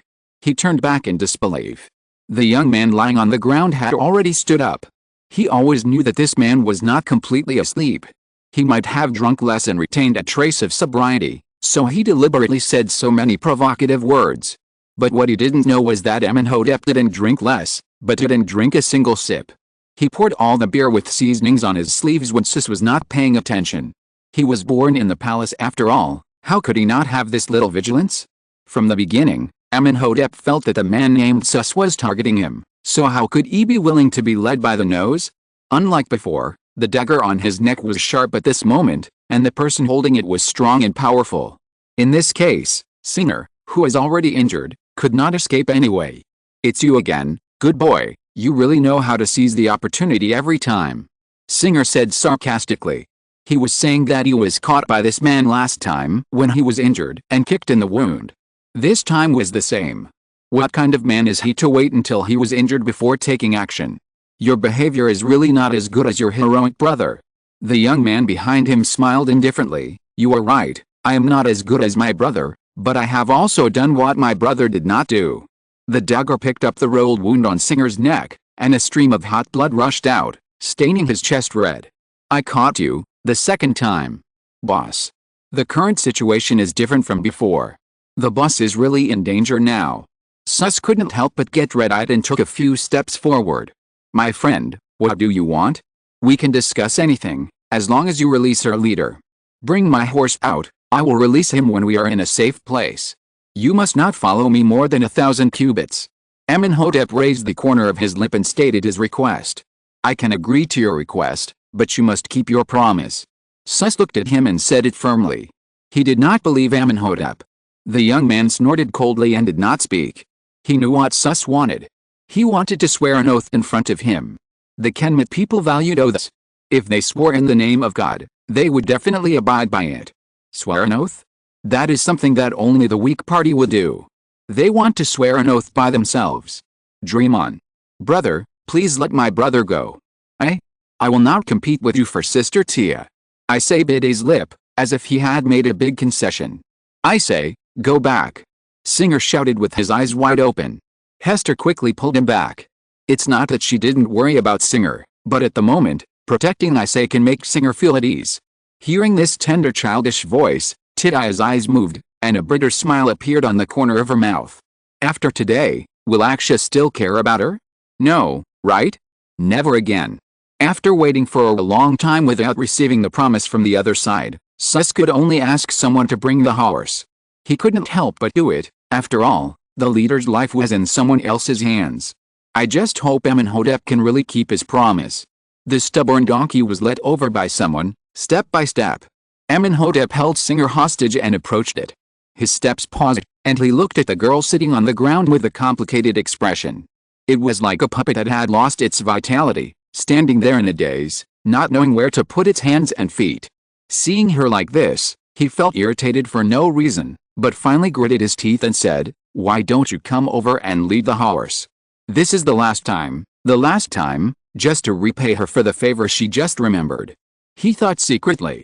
Thutmosa, someone, bring out my sickle. Today is the 21st chapter. I promise to come back? Question mark? Someone, none. General, calm down, wait a few more chapters? Comma, the likes of the babies are my biggest motivation. Chapter 70, Escape. The evening breeze blew up the hair on her forehead, caressing her face softly. She felt as if she was in a dream. The doll puppet blinked and finally came to life. The heavy haze in its eyes disintegrated and slowly dissipated under this sentence. It was like a person who was about to drown in the water and saw the last floating board floating by. Me. She pointed at herself in disbelief. Her voice was very dry due to being too nervous. Forget it if you don't want to go. The boy frowned, seeming very impatient. The cold fingertips touched her cheek, and then pinched it hard. The real pain came from her face, and her eyes became lively. Let's go. She raised her face and gave the boy an extremely flattering smile, hurriedly picked up her skirt and followed, and dutifully pulled the reins. Aksha didn't abandon her, and he was willing to take her away. The unreal happiness filled her heart, and every step seemed to float on the clouds. After leaving the bonfire dinner, the outside world was silent, and the bright moonlight gently spread over the vast wilderness. The dark blue sky was full of stars, and the ground underfoot was dim sand. Tiaia dragged the horse forward with one step after another, and Amónhotep walked behind with Singer held hostage. Even when he got here, he was still alert, and the sharp dagger never left Singer's neck. Sus led his men to follow far behind, always keeping a distance of 1,000 cubits. It has been an hour, and this place is far away from the village. Amónhotep paused, as if he noticed something wrong. He looked around and resisted the desire to swear. He flipped the man to the ground, which was a slope, and Singer rolled on the ground a few times and barely stopped. The wound on his back was covered with dirt, but he didn't feel any pain, and he turned over and sat up. The young leader brushed off the sand on his body, with a creepy sneer on the corner of his lips. This was the second time that he, who was known for his caution and cunning, fell at the feet of the same woman because of underestimating the enemy. This was a shame, a huge shame. You go. Amónhotep played with the dagger in his hand quietly, without raising his head. He was not a man who did not keep his promises. Even if he killed the man in front of him now, he could eliminate the hidden dangers of the kingdom's future. Tiaia, right? Next time we meet, I will make you remember me forever. Ignoring Amónhotep's contempt, Singer looked at Tiaia steadily, with a chill in his eyes that made people's hair stand on end. Don't want to leave? The dagger flashing with cold light flew out and stuck in the sand less than half a cubit in front of him, emitting a sharp cold light. This was a threat, but also a warning. Reaching out to pull it out, Singer's hand stroked the thin blade inch by inch, and the moment his skin touched it, blood flowed down.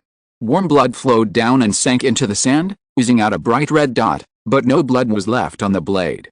It was a rare good knife that could kill people without shedding blood. It was also normal for the king's son to have such a precious dagger. I just don't know if the owner of this dagger is worthy of holding it. The dagger slipped out of his hand, shining with a cold light. Amónhotep dodged the blow by turning his head. A few strands of hair fell silently on his shoulders. Sing laughed and turned around. Remember this, I lost to you today, not because I am inferior to you. His voice drifted in the deserted wilderness, and his figure gradually merged into the night and disappeared. Get on the horse. Seeing that the man had already left, the young man gave a concise order. What? I can't get on. Tiaia scratched her ears, thinking she had heard it wrong. There was no time to explain so much. Amónhotep's eye sank, and he made a decision directly. A pair of big hands embraced her soft waist, and she felt dizzy, and she was already on the horse's back. A strong wind suddenly blew from behind, and the boy supported the horse's back with his hands and jumped on. The stubborn donkey felt a little uncomfortable after suddenly bearing the weight of two people, and shook its hooves irritably. The slender hand touched its mane soothingly, and patted its back with a backhand. The stubborn donkey then spread its hooves and ran forward vigorously, leaving all the scenery behind them. Tiaia never knew that a horse could run so fast on the sand. Isn't it said that the force of the horseshoe will sink in the desert? Why is this horse so abnormal? She couldn't sit steadily to begin with, and now she was even more shaken. She used all her strength to hold the horse's neck tightly, for fear of falling off. Why are you so anxious? The words were broken into pieces and dissipated in the air. In stark contrast to her embarrassment, Amónhotep sat on his horse calmly. Even though the horse ran very fast, his eyes did not flicker at all. The young man sneered in his heart, but did not give any answer. Why are you in a hurry? What do you think? Originally, they should have walked back to the city by the north along the way they came, but just now he was so focused on dealing with the scattered bandits that he forgot to remind them. He let the woman lead the horse all the way west and walked into the uninhabited western desert. If Sus and the others had come to their senses, how could they have missed such a great opportunity? The only choice now was to go around the desert and return to the city. The strong smell of incense filled the whole room, and behind the heavy veil was a pair of men and women leaning against each other. The man was handsome and the woman was charming, which was very suitable. The slender fingertips touched the man's face bit by bit, and the red nails dyed with henna looked like flowing blood under the reflection of the fire. The man smiled softly, pulled her hand to his lips and kissed it, his eyes full of desire. Have they all been sent out? Amónhotep withdrew his hand indifferently, leaving a light white mark on the man's face with his fingertips. If it weren't for the fact that her third brother was determined not to let her go, how could she have resorted to such a desperate measure? They have been sent out, don't worry, since I promised you, I will definitely do it. They are probably in Naken City now. He took her hand back again, kneading it suggestively in his hand, and answered her question neither lightly nor heavily. Don't be a bunch of rubbish anymore. You can't kill my third brother, but you'll get me involved. She snorted coldly, with cruelty in her eyes and eyebrows. Don't worry, they are all very capable, and they will definitely choose the most appropriate time to take action. He won't return to Thebes alive. He was not annoyed by being rejected, but just comforted her softly and put his hand around her slender waist. From childhood to adulthood, I have arranged everything for you. If you don't trust me, who else can you trust? With his chin resting on the crook of Amónhotep's neck, the man sighed slowly. His voice was full of pity and doting. The eyes that only turned their backs on him were dark and bottomless, empty inside, and everything was illusory. Amónhotep pushed the man away impatiently, ignoring his affection. Just remember what you promised me, and I will fulfill my promise after the matter is done. He raised his long legs and turned around without any reluctance, without even looking back. The man leaned against a pillar of worship. His silhouette was indescribably seductive. Are you really not staying tonight? He meant something. Let's talk about it when the news of his death comes. Third brother, don't blame me when you get to the underworld. Since you rejected me, I can only find another partner. Palace teacher, as a royal family, you must be able to read and write, play the piano and dance, have a dignified and beautiful manner, and speak politely. Amónhotep, can I become a queen after learning it? Teacher, no. Amónhotep, oh, I won't learn it then. Teacher, learning it can increase the probability of becoming a queen. Amónhotep, why don't you teach me now? After a while, Amónhotep, you bullshit. My brother doesn't want me. Anyone who doesn't let me become a queen will die. Today I found that my book is also on Hongxiu. Then I went to read it from the beginning, and I found that writing is something that you really need to write more to get used to it. What I wrote before was so plain. I won't say much more. Judging from the current situation, I don't have time to make major changes. I will polish it when I have time. After all, I have left many chapters blank. Crying. Chapter 71 Under the Moon. After walking for an unknown amount of time, the moon slowly rose from the east to the center. The mist covering the moon slowly dissipated, and the light poured down like water, and the whole sky became bright for a moment. Now that they had reached this point, they no longer had to worry about being pursued, and Amónhotep pulled the reins of the horse. Get off. His voice was cold and without any warmth. Oh, okay. After a moment of hesitation, she thought for a long time and remembered what he was saying, and Tia slowly let go of her hands that were clinging to her body. It turned out that a horse without a saddle was really hard to ride. She was just sitting in front, and she was not the one controlling the horse, but she was already shaken up and down. At first, she still hugged the horse's neck tightly, but since the stubborn donkey was called the stubborn donkey, how could he let her hold him so obediently? After running left and right many times, Amónhotep finally couldn't bear it anymore and reached out to turn the man in another direction. Tia naturally hugged the boy's waist, and as expected, he stiffened for a moment. She slid down the horse's neck to the sand. The moment her feet touched the ground, her heart finally touched the ground. She couldn't help but gasp for a while, picked up the water bag and drank a few mouthfuls. Riding a horse is really not for humans. It hasn't been long since she felt a burning pain on the inside of her thigh. Aksha is really amazing. How can he be so patient? Doesn't his leg hurt? Thinking of this, she looked up at him and realized that the man was gone. Tia was completely dumbfounded.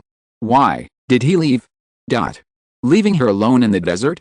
Thinking of the rumor that black cobras would appear in the desert, she couldn't sit still anymore and ran in the direction where the boy had gone. You wait for me. Slow down. Slow down. The boy ignored her call and rode his horse at the same speed. She couldn't help feeling a little desperate. Thinking of the series of things that happened today, tears couldn't be controlled and welled up. She was not afraid when Singh hurt her, and she was not afraid when he provoked her. At that time, she was only thinking about Aksha's safety and saving him. Hadn't she made a decision? As long as he was alive, she would be willing to do anything to him. But why was she still so sad when he really threw her in the deserted desert? He was still angry and didn't want her anymore. This realization made her fear grow. The cold wind at night kept blowing, freezing her in her heart.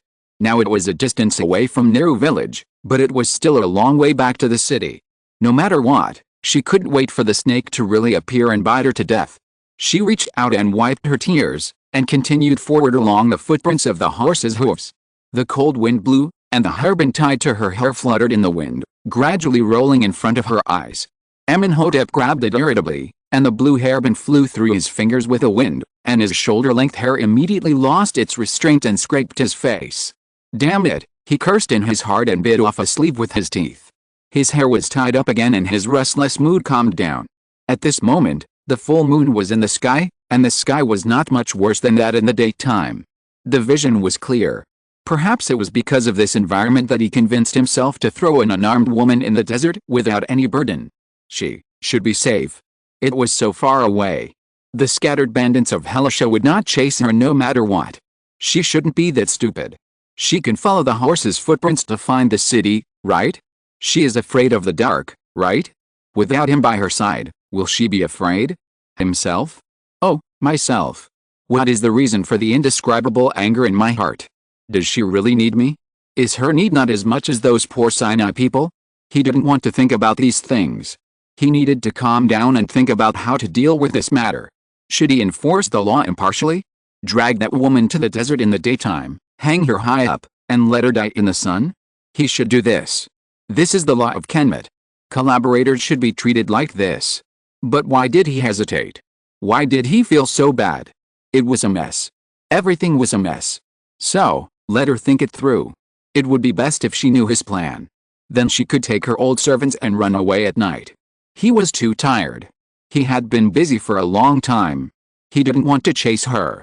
Whoever wanted to chase her could go. He wanted to rest for a while. Rest until she ran to where the sun was setting. Rest until she could no longer be found. That would be good. That would be good. The black horse under him pawed its hooves uneasily. Amónhotep smelled a faint fishy smell. Something was winding across the sand. What was entwined in front of him was a king of the desert, a pale-colored puff-necked snake. The creature in front of him was its ideal food. It stood up. The white wrinkles under its neck had swelled up. Its forked tongue stretched out, making a hissing sound. The dagger flew out of his hand, the blade pierced deeply into the sand, and the venomous snake fell down. The knife pierced through the snake's head and split it in half. The black blood soaked the sand below. Amónhotep silently dismounted and pulled the dagger out of the sand. His eyes fell on the venomous snake that died in a very miserable state. He paused, frowned slightly, and put the dagger back into his waist. She must be very afraid of snakes. Every time she mentioned snakes, she would be obviously panicked. If she really saw a snake today, and it was such a poisonous snake, what would she do? His head seemed to hurt a little again. He had clearly decided not to care about her. In a daze, he seemed to see the girl lying on the dim sand, without any life.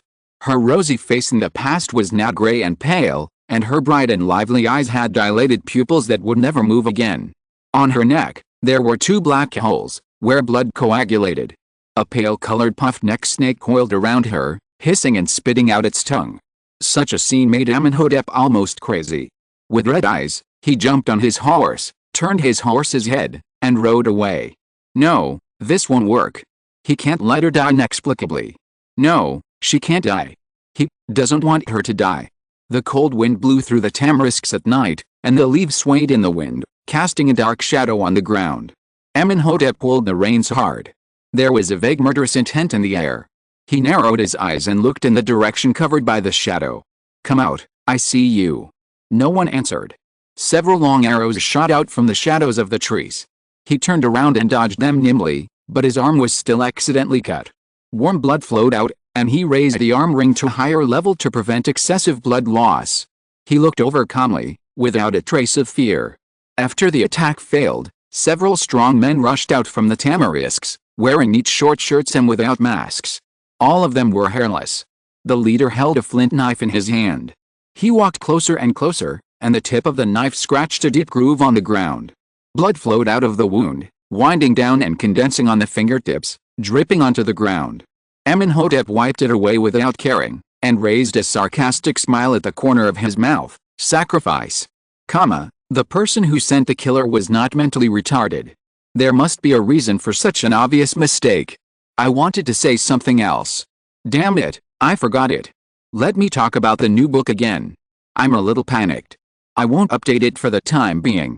I can't update it at the moment. I don't have enough ideas. Supplement, the pale-colored puff-neck snake is a kind of cobra. I forgot, I just want to give you a daily heart. Babies don't always wait for me. If there is no special situation, I update most of the time in the middle of the night. Wake up in the morning to see the same. Chapter 72 Tamarix. I could vaguely smell a strange smell, the fragrance of flowers mixed with an indissoluble smell of blood, and the horse hoof prints under her feet became messy and irregular. She couldn't help but raise her head. The scene in front of her horrified her. She had never seen such a horrible scene in her life. Groups of tamarisks were in full bloom with large patches of blood-red flowers, swaying in the wind. 5 people were lying in a mess on the sand. You didn't need to get close to know that they were all corpses. The scene was bloody and cruel. One of them had his head flying high, with a red dot between his eyebrows. He was stabbed on the tamarisk tree by a horizontal branch. The blood inside had been drained out, and the trunk absorbed enough fresh blood and turned into deep reddish brown. A gust of wind blew by, and she could no longer smell the fragrance of the flowers. The smell of blood became stronger and stronger. In the moonlight, the scene in front of her eyes became clearer and clearer. She was almost scared crazy, and the more she convinced herself not to look, the more she couldn't control herself and looked at the head on the tree. The head on the tree looked at her with half-open eyes, and his face was weird and terrifying. Cold sweat dripped down her face. She wanted to run, but her legs couldn't move. She wanted to scream, but her throat was tight, as if an invisible giant hand was strangling her throat, and she couldn't utter a sound. Huh? She covered her mouth and only managed to make a strange sound. Calm down, they are dead, they can't cause you any harm, you didn't see anything, you didn't smell anything, just walk over, they're all dead things. After constantly persuading herself, she finally managed to lift one leg, and she breathed a sigh of relief. She closed her eyes and ran through the jungle in one go. The bloody wind kept blowing, and the sand under her feet was wet and slippery. She ran until she could no longer smell the fragrance of the tamarisk, and finally she collapsed on the sand. She was panting like a bellows, the stars in the sky and the moonlight complemented each other, and the sand under her was fresh and clean. She grabbed a handful of sand and threw it out, falling at a constant speed from a high altitude. She blinked her eyes and slowly calmed down. Yes, this is a real desert. Who would have so many plants and so many flowers in the desert? What I saw just now must be fake, just the legendary mirage. What's so scary about illusions? She's not afraid at all. She shuddered at the sound of horse hooves behind her. Is it, the killer who killed the group of people just now is here, to kill her, to silence her? No. I didn't see anything, I didn't see anything. The warm breath blew on her neck, and she turned her head tremblingly. At first glance, she breathed a sigh of relief. The galloping horse was a stubborn donkey. You should have said it earlier. Look how scared she was. Wait, isn't it right? How did it come here by itself? The horse's head rested on her face, and the air kept coming out of its nose. Its back was empty. The cold-voiced and cold-faced boy had disappeared. Stubborn donkey, where's your master? Her hand gently stroked the horse's back. It was the first time that the horse showed such kindness to her. The horse's head rubbed her face hard, and then anxiously pushed her to the road behind him. Can't go, can't go. It's scary over there. Her body was pushed over there, she was a little powerless, she could only push the horse hard. She said she didn't want to go back to face the tamarisk forest. The touch under her palm was sticky and slippery, she pulled her hand back uncomfortably. But her eyes suddenly focused, under the moonlight, her palm was bleeding, her heart suddenly shrank, her eyes returned to the horse. The stubborn donkey was eagerly digging in the sand, and a long arrow was directly pierced into its strong hindquarters. The arrowhead was completely embedded in the horse's body, but it didn't seem to feel any pain, just urging Tigaya to go back. Is Aksha injured? She asked anxiously, having forgotten that the object was just a horse and couldn't answer her question. It must be, the stubborn donkey was a human-like horse, it must be Aksha was seriously injured, so it came to find her. Take me to find him. The horse blinked twice, actually bent down, and motioned her to ride on it. Can I? She hesitated, after all, it was also injured. But the stubborn donkey bit the arrow shaft, pulled it out with all its strength, and let out a long wail. At this point, she immediately rode on the horse's back and hugged its neck. The horse immediately stood up and ran all the way in the direction where Tia came from. Looking at the direction the horse was heading, her heart sank, and endless pain came over her. She seemed to know that the boy in her heart was in that terrifying tamarisk forest. She remembered clearly that everyone in the forest was dead. Then what about him? Was he buried there too? No, he wouldn't. He was so brave, he definitely wouldn't. The strong smell of blood came again, making her want to vomit. Looking at the corpses on the ground, she still ran over firmly. The wet and sticky sands didn't reach her feet, and it was all bloody when she pulled it out. But she was not afraid anymore. Aksha was here, and she was not afraid of anything. She looked around the jungle again and again, but she never saw the boy. Thinking of that possibility, she suppressed her fear and reached out to dig up the bodies scattered on the ground. Each of the 5 bodies had a tragic death. She searched all the way, but she felt more and more fortunate. This one was not him, and that one was not him either. He must still be alive. The last body fell at the root of the tamarisk tree. She staggered over and saw that under the body, there was a pale arm. The armband on the arm was shining, belonging to Aksha. No. No. The dead body was much heavier than usual, but she pushed the body away in a few pushes, as if she had infinite strength. The dagger was tightly held in the boy's hand. She pushed hard and cut a long gash in the belly of the corpse. He fell to the ground with his eyes wide open. His internal organs flowed to the ground through the gash. It was extremely horrifying. But she didn't care about these things. In her heart and eyes, there was only the boy lying on the ground. Amónhotep's condition was not optimistic. His body was covered with wounds. The most fatal one was a laceration on his waist and abdomen. The wound was so deep that you could almost see the inner layer of bright red fibers. His handsome face was pale and his lips had lost their color, revealing a strange beauty. He was covered in blood. Only the weak rise and fall of his chest could prove that he was still alive. Tears rolled down her cheeks. She couldn't hold back and burst into tears. She had never been so grateful to God as at this moment.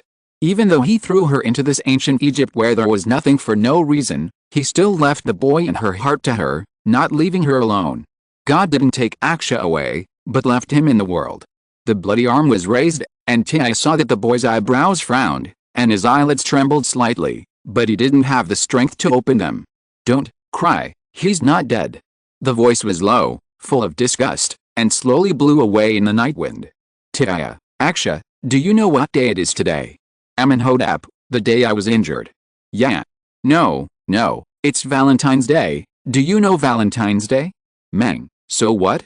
Yeah. I like you, Meng. Oh, I like myself too. Happy 520, babies. I have had nightmares for 3 days in a row. People always commented on me, saying, what kind of thing did you write? Woo. Stop scolding, I'm revising it. Chapter 73 Branding Iron. After a brief awakening, Amónhotep fell into coma caused by excessive blood loss. The wind gradually grew stronger, and Tia felt the skin under her palms getting colder and colder. She was a little panicked. This couldn't go on. He had already lost too much blood, and now there was a cold wind. The most urgent thing now was to find a place to shelter from the wind so that he could have a good rest. But there were clumps of tamarisks all around, and there was no corner that could block the wind. Besides, she didn't want to stay here. It was past midnight, the moonlight was getting dimmer, the fire that had just been built had gone out, the messy branches became fierce in the shadows, the corpses lying around were lying sideways, and the blood-red earth dyed the wind with the sweet smell of rust. She held the boy's dagger tightly, and had to sniff from time to time, fearing that he would leave her alone when she didn't take good care of him. In this gloomy and terrifying atmosphere, there were dead bodies around her, and the unconscious boy behind her was her only support. After weighing the pros and cons for a long time, she finally made a choice and collected the flints scattered on the ground. She looked back at the weak Amónhotep and put him on her back with great effort. The long cloak wrapped the man behind her tightly. Because of her height, she could only let the boy's long legs drag on the ground. She walked towards the direction of Niru village with difficulty. She remembered that there were some sporadic cone-shaped buildings along the way, with hollow holes on them, which could accommodate people. It was already this time. Tia felt that the area near Niru village should be safe. If he was Singer, he would not stay in the village under the premise that they had returned to the city. In other words, even if Singer did not leave, he would not have thought that they were hiding near the village. The closer the places, the more blind the search is. She was very glad that she did not let him really throw away the cloak, otherwise, now, there would be no clothes to keep out the cold. The stubborn donkey had already left. During the brief moment when Axel was awake, he wrote something with a paper and pen in the package, and then asked her to tie it to the reins.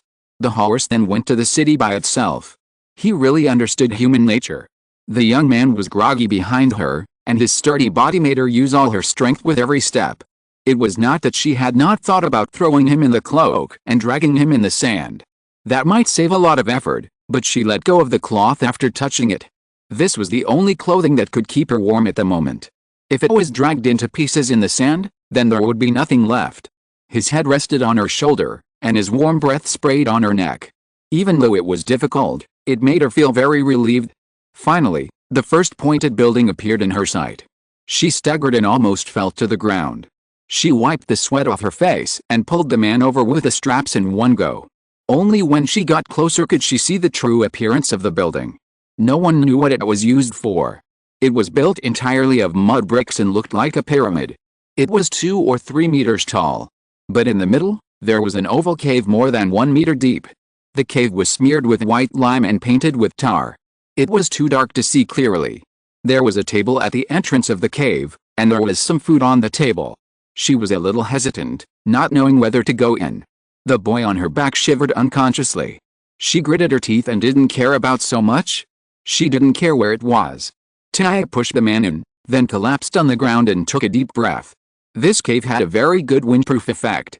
Listening to the whistling wind coming from outside, she breathed a sigh of relief, and then she took the time to look back and take a closer look at the boy she had protected all the way. He lay there quietly.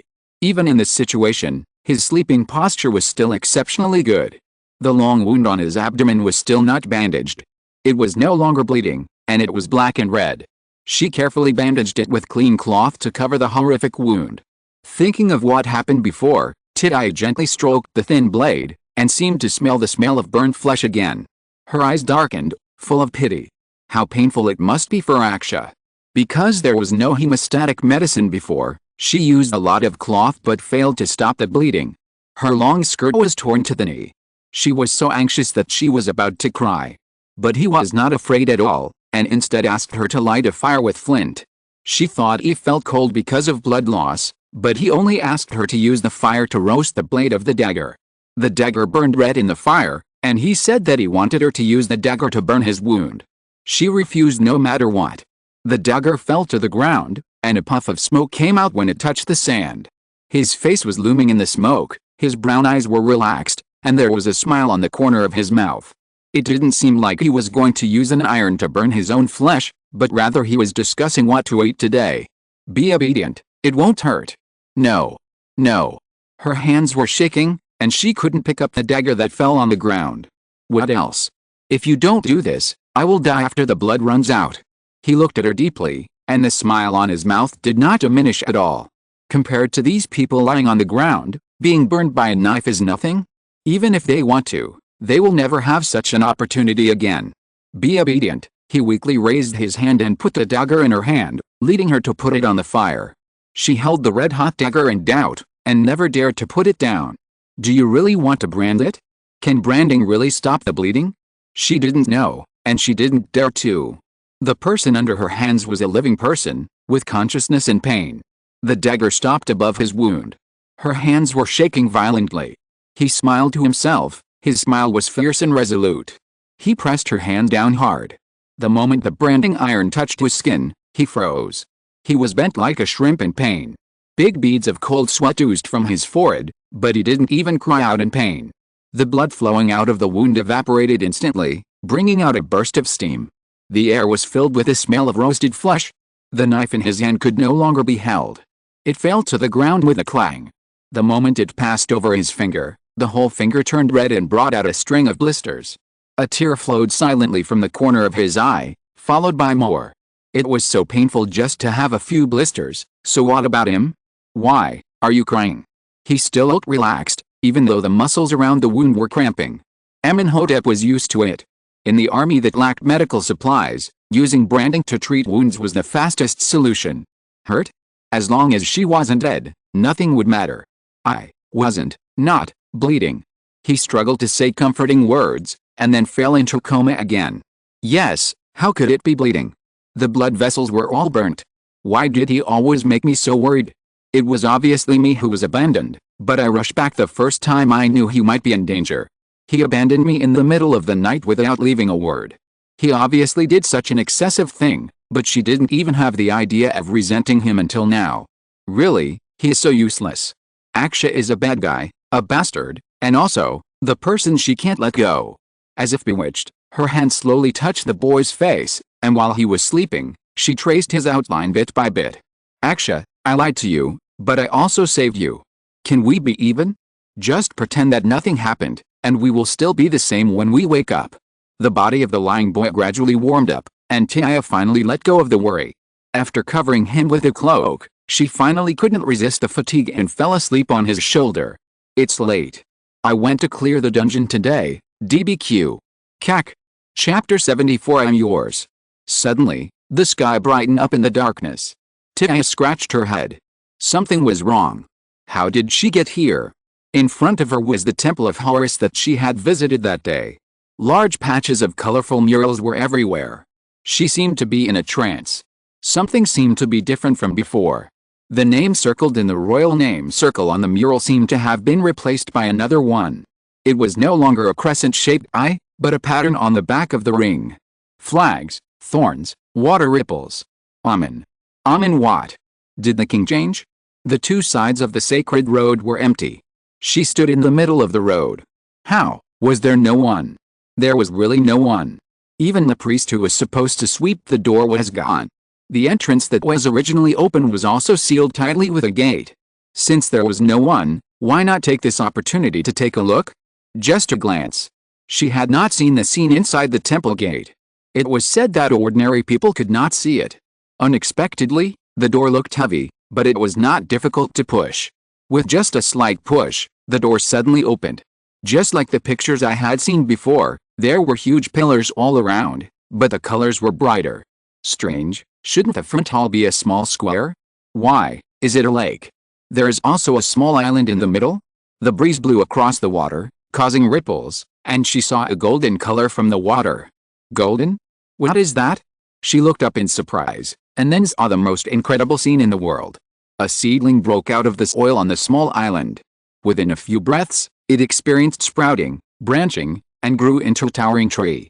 Countless light yellow buds grew on the branches, and they all bloomed in an instant. Golden spherical flowers hung on the branches, little by little, like the stars in the middle of the night hidden between the branches and leaves. What kind of flower is this? She thought blankly. It smells good, but she seems to have never seen it before. Amid the fragrance of flowers, a young man came out from behind the tree. He had his back to her, his half-long hair was hidden under the red and white crown, and the exposed back muscles were naturally smooth, revealing a full sense of strength. The sun shone softly on his body through the layers of branches and leaves, reflecting only one point of light after another. He slowly turned his head, so Tia could see his face. His head was held high, and his handsome face was solemn and majestic, which was inconsistent with his age. He saw the girl by the lake, so he lowered his noble head, and the majesty on his face was like ice and snow melting in spring, disappearing in an instant. Is this Aksha? Why is he wearing the red and white crown that only kings can wear? Isn't this against the law? She waved to the boy opposite to come over, but he only smiled slightly. This smile was like the first morning light that drove away the darkness, and even the blooming flowers were dimmed. In his hand was a bow and arrow that he had taken from nowhere, and he pulled the huge compound bow towards her. She retreated in panic, her eyes full of horror. Why? Why did he want to kill me? She ran from one end of the temple to the other, and the arrow was always aimed at her. She had nowhere to hide. The boy's smile was full of determination. The arrow flew like a stream of light, and the tip expanded in her eyes, and sank into her heart in an instant. She subconsciously fell to the ground and covered her chest with her hand, but it didn't hurt. The palm in front of her was clean, without a trace of blood, and there was no wound on her body. She looked at the boy on the island in surprise. He just smiled like that and stretched out his palm in her direction. Come here. How do I get over there? There were no boats around. How could I get to the island in the center? Walk over the water. His eyes narrowed slightly, and his smile was charming and dangerous. Walk over there. She hesitated a little, not knowing whether she should believe him. No. She stretched her foot forward, then suddenly retracted it. She was afraid of water, afraid of this kind of water that looked very deep. She would never forget the shadow of drowning in the Nile River that day, and the feeling of water pouring into her mouth. Come here. Her open palms were dry and warm, like the only light in the darkness. The lifeboat on the water was so reassuring. Can you really get through? Believe me. He looked at her, his brown eyes, full of tenderness and affection. Aksha had never looked at her like this, she thought. The figure of the boy gradually intertwined with the image in his last memory in modern times. Just like the choice she made that day, she took another step. But this time, she did not fall into the water in a mess like before. She stood steadily on the water rippling under her feet, and she finally walked carefully, step by step, to the island where he was. Ding-dong. The bell hanging from his waist rang, and the colorful gem swayed with his steps. He walked towards her with a smile in his eyes. She felt a little dizzy and confused. He wanted to kill her just now, didn't he?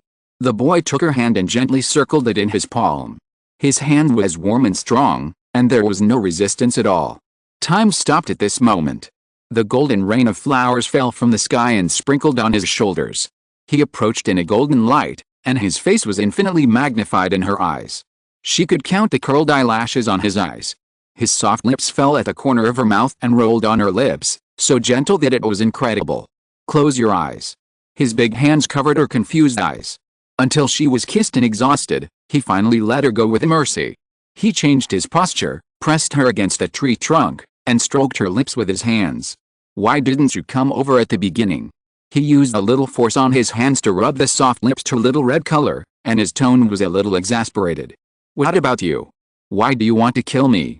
The heat on her face slowly faded, and she looked up and asked him back. Kill you? He suddenly smiled, his eyes curved, and his fingers gently touched the heart that he had just shot at. I didn't kill you, I was hunting you. He spoke slowly, each word paused, and the long tail sound touched the deepest ring in her heart. She heard her own heartbeat in her chest, and what she heard in her ears was not this ambiguous and vague words, but the most gorgeous fireworks that exploded during the festival. Hunting me. She repeated the boy's words in a daze. Yes, I shot you, you are mine. He held her face, caressing it intentionally or unintentionally, with a bottomless abyss in his eyes. Then, are you also mine? She looked at him in a daze, and tentatively said the words she dared not to say. What a greedy person. Yes, I am yours too. The boy smiled, as bright as the sunshine in spring. Her most hidden dream was allowed, and she was encouraged. She climbed her hands to the boy's neck and buried her face in it. But Aksha, why, you shot me, but I didn't feel any pain. She murmured to herself, somewhat unbelievable. That's because, it was a dream. The ethereal voice came from her ears, gentle and illusory. Is it a dream? The boy's body seemed to melt, disappearing under his palm. The calm lake, the golden shadows of the trees, the colorful temples, all retreated rapidly in her eyes and slowly dissipated. All the colors returned to darkness. Aksha. She struggled to get up from the dream, and was startled to find that her whole body was covered with cold sweat. She curled the corners of her lips in self-mockery. Yes, probably only in dreams can he say such words to herself. The boy beside her was sleeping quietly, with an unnatural blush on his face. She came back to her senses suddenly and touched the boy's forehead with her hand. His body temperature was as hot as boiling water, and the air he exhaled was incredibly hot. The most worrying thing happened. His wound was infected. I am so sleepy. It feels like I haven't slept well for several days. Can the update on the 23rd be updated in the afternoon? I want to have a good sleep. Chapter 75, Sacrifice Hall. The sacrificial hall of Nahar's family has been broken into. Someone has desecrated the sacrificial hall of Nahar's family. Someone, come. The voices like the sound of a gong pierced the dawn of Nehru village. People gathered in twos and threes and surrounded the old woman who ran over in a hurry. What's going on? Tell me. The sacrificial hall being broken into is not a small matter. As the last remembrance of the deceased in the world, its position in people's hearts is obviously very sacred. This morning, I went to deliver the sacrifice as usual, and suddenly I saw two people lying inside. The old woman said breathlessly. What happened in the village last night was obviously very thrilling for these villagers. When they fell to the ground, they all thought that their lives had come to an end. But in fact, they woke up in the open space where the dinner was held in the morning, and they all felt very incredible. Some people even thought that they and the whole village had gone to eternal life. What is even more puzzling is that the so-called priests have disappeared without a trace, and even the signs of their existence have disappeared. It's as if everything is a terrible dream, in which the bad guys let the river rise and plotted against the village. But all this really happened, and the river did rise. The villagers who experienced all this felt a sense of relief from the bottom of their hearts, thinking that it was the deceased ancestors who protected them. So when Solti got up from the ground, she immediately took fresh food and ran to her own sacrificial hall. Her husband Latu had died a few years ago, and her son Nahar also joined the army in Shimuji last year and joined the king's expedition to Nubia. She wanted to tell her husband everything that happened so that he could protect their only son in the afterlife. Latu was an architect when he was young, and he had a lot of family background, so he could build such a decent sacrificial hall and cemetery on the open space outside the village. Solti packed food and wine and hurried over. She put down everything in her hands one by one. She was about to pray for her late husband, but she found that two people had actually entered the altar of her own shrine. She was shocked and sat down on the ground. Thinking of what happened last night, she still didn't dare to go forward alone, but fled back to the village in a hurry, wanting to call more people to go and see what happened. Village chief, the village chief is here. The crowd began to make noise and made room. The village chief rubbed his head and walked over. He still had a headache and was not conscious. When he woke up in the morning and saw his old wife pushing him, he felt a little unreal. He once doubted whether he was dead. It took him a long time to accept this magical fact. This is a good thing, but he couldn't figure it out. Did they kill his wife last night? Or did he remember it wrong? What are you arguing about? What are you arguing about? Villagers are like this. They can quarrel over trivial matters. They are really big-hearted. Something like that happened yesterday, and they actually gathered together to quarrel early this morning. Village chief. You have to take care of this for me. A stranger has broken into my sacrificial hall. Solti rushed over and hugged the village chief's thighs and cried loudly. Outsider? The village chief's eyelids twitched violently. It was so hard for the bad guys to run away, but now there is a stranger in the sacrificial hall? When will these troubles end? Let's go and have a look together. After a pause, the village chief led the way out of the village. He had made up his mind that he couldn't ignore such a thing. The sacrificial hall is such a solemn place. They just broke in without any respect for the dead. What else can they talk about? Besides, how many people can fit into a place as big as a sacrificial hall? It was really easy for the bad guys to take it down. The last bit of water in the water bag was used up, and the wet cloth used for cooling was almost evaporated. Touching the still hot skin under her hands, I really didn't know what to do. It was already daybreak. This should be within the area of Nehru village. If we walk a little further, we should be able to see the people in the village. Looking at the boy who is still in a coma, she was a little undecided. She really didn't feel comfortable leaving him here alone. The sun shone into this small space, and the murals on the wall were clearly visible. What else did she not understand? Anubis, bandages, and a morgue bed. This might be someone else's grave. Given the importance that the Kemet people attach to the afterlife, if they find someone here, they will definitely be dragged out and beaten. But if we take him out to seek help now, the cold wind in the early morning will definitely make his condition worse. If we let him burn like this, whether his life is in danger or not is another matter. It is not impossible that he will be burned into a fool. So what should we do now? She pulled a handful of hair in annoyance. For the first time, she felt that she was so useless. While she was worrying, she heard chaotic footsteps by her ears. She raised her head in surprise. There is salvation. Aksha is saved. After seeing the faces of the villagers and the various weapons in their hands, she became flustered again. Then he remembered that he seemed to have desecrated the grave of the dead. How could he explain this? The land where the Nahar family's sacrificial hall was located belonged to the village, but it was actually quite far away, close to the western desert. The village chief wiped the sweat from his forehead and straightened his back. Today's matter could not be resolved amicably. If we don't show some attitude, will everyone really think that Nehru village is a pile of mud that anyone can step on? As soon as he got closer and saw the people sitting in the sacrificial hall, the high spirits were broken, and the village chief twitched his mouth. The wooden stick in his hand fell to the ground with a clang. What's going on?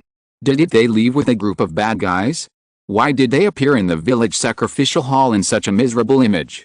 A group of uncles and aunts surrounded the sacrificial hall, looking at the two people inside with unfriendly faces, holding a variety of weapons in their hands, sheep whips, cooking spoons, hoes for digging the soil. Step by step, they got closer and closer. Stop, stop. The village chief shouted at the crowd, feeling a headache. The villagers really stopped and turned back to look at him. He could only cough twice and clear his throat. Put it all away. It's the guest sent by the city lord yesterday. This sentence made everything clear, and the people around put away the whips, spoons, and hoes in their hands. I say, girl, why are you back again? The village chief looked at Dia and rubbed his hands, and said dryly, village chief. Hearing this, Dia's eyes were red with gratitude, and she moved aside to reveal the weak boy behind her. Anyone who saw it knew that this young man was sick, and very sick. His face was red, and his breath seemed to be filled with white smoke. This young man, what is he? The village chief didn't know what to say, and sighed in his heart. This young man was still handsome and unparalleled when he came yesterday. How could he become like this in just one night? Village chief, he has a high fever. Please find a doctor for us and lend us a place where he can be treated. I have all the money and property here. Please save him. She begged with a pale face. I know I desecrated a dead last night, but I can't help it. He is injured and needs a place to be sheltered from the wind. I made this decision. He knows nothing. I am willing to accept your punishment as long as you help save him. She had lowered her posture to the lowest level, lying on the ground, trembling slightly. She was really not sure whether they were willing to help her and save Aksha. What are you talking about? You are the nobles of the village. You have prevented the village from being exploited by bad people. We will save him. Get up quickly. The village chief helped the man up and turned to signal the villagers to carry the man out and send him back to the village. Tia was overjoyed and excited. She could only say thank you repeatedly. The cloak carefully wrapped the man. Several elderly men lifted him up and walked back to the village together. The villagers followed in a daze, looking at the weapons they still held in their hands, and fell into deep thought. Isn't that right? Didn't we come here to catch the criminals who desecrated the dead? Why did we go back now? And carried someone? I wanted to write more in the afternoon and have a good sleep. But I didn't sleep. You never thought that I would be back. I saw the notification sent to me by the system today, telling me to update the new book. I am at a loss. End of this chapter. Thank you very much for reaching the end. Don't forget to like. Looking for more exclusive content and immediate access? Subscribe to our Patreon. Remember, every like, subscription, or donation encourages us to continue. Thanks to everyone. See you in the next video.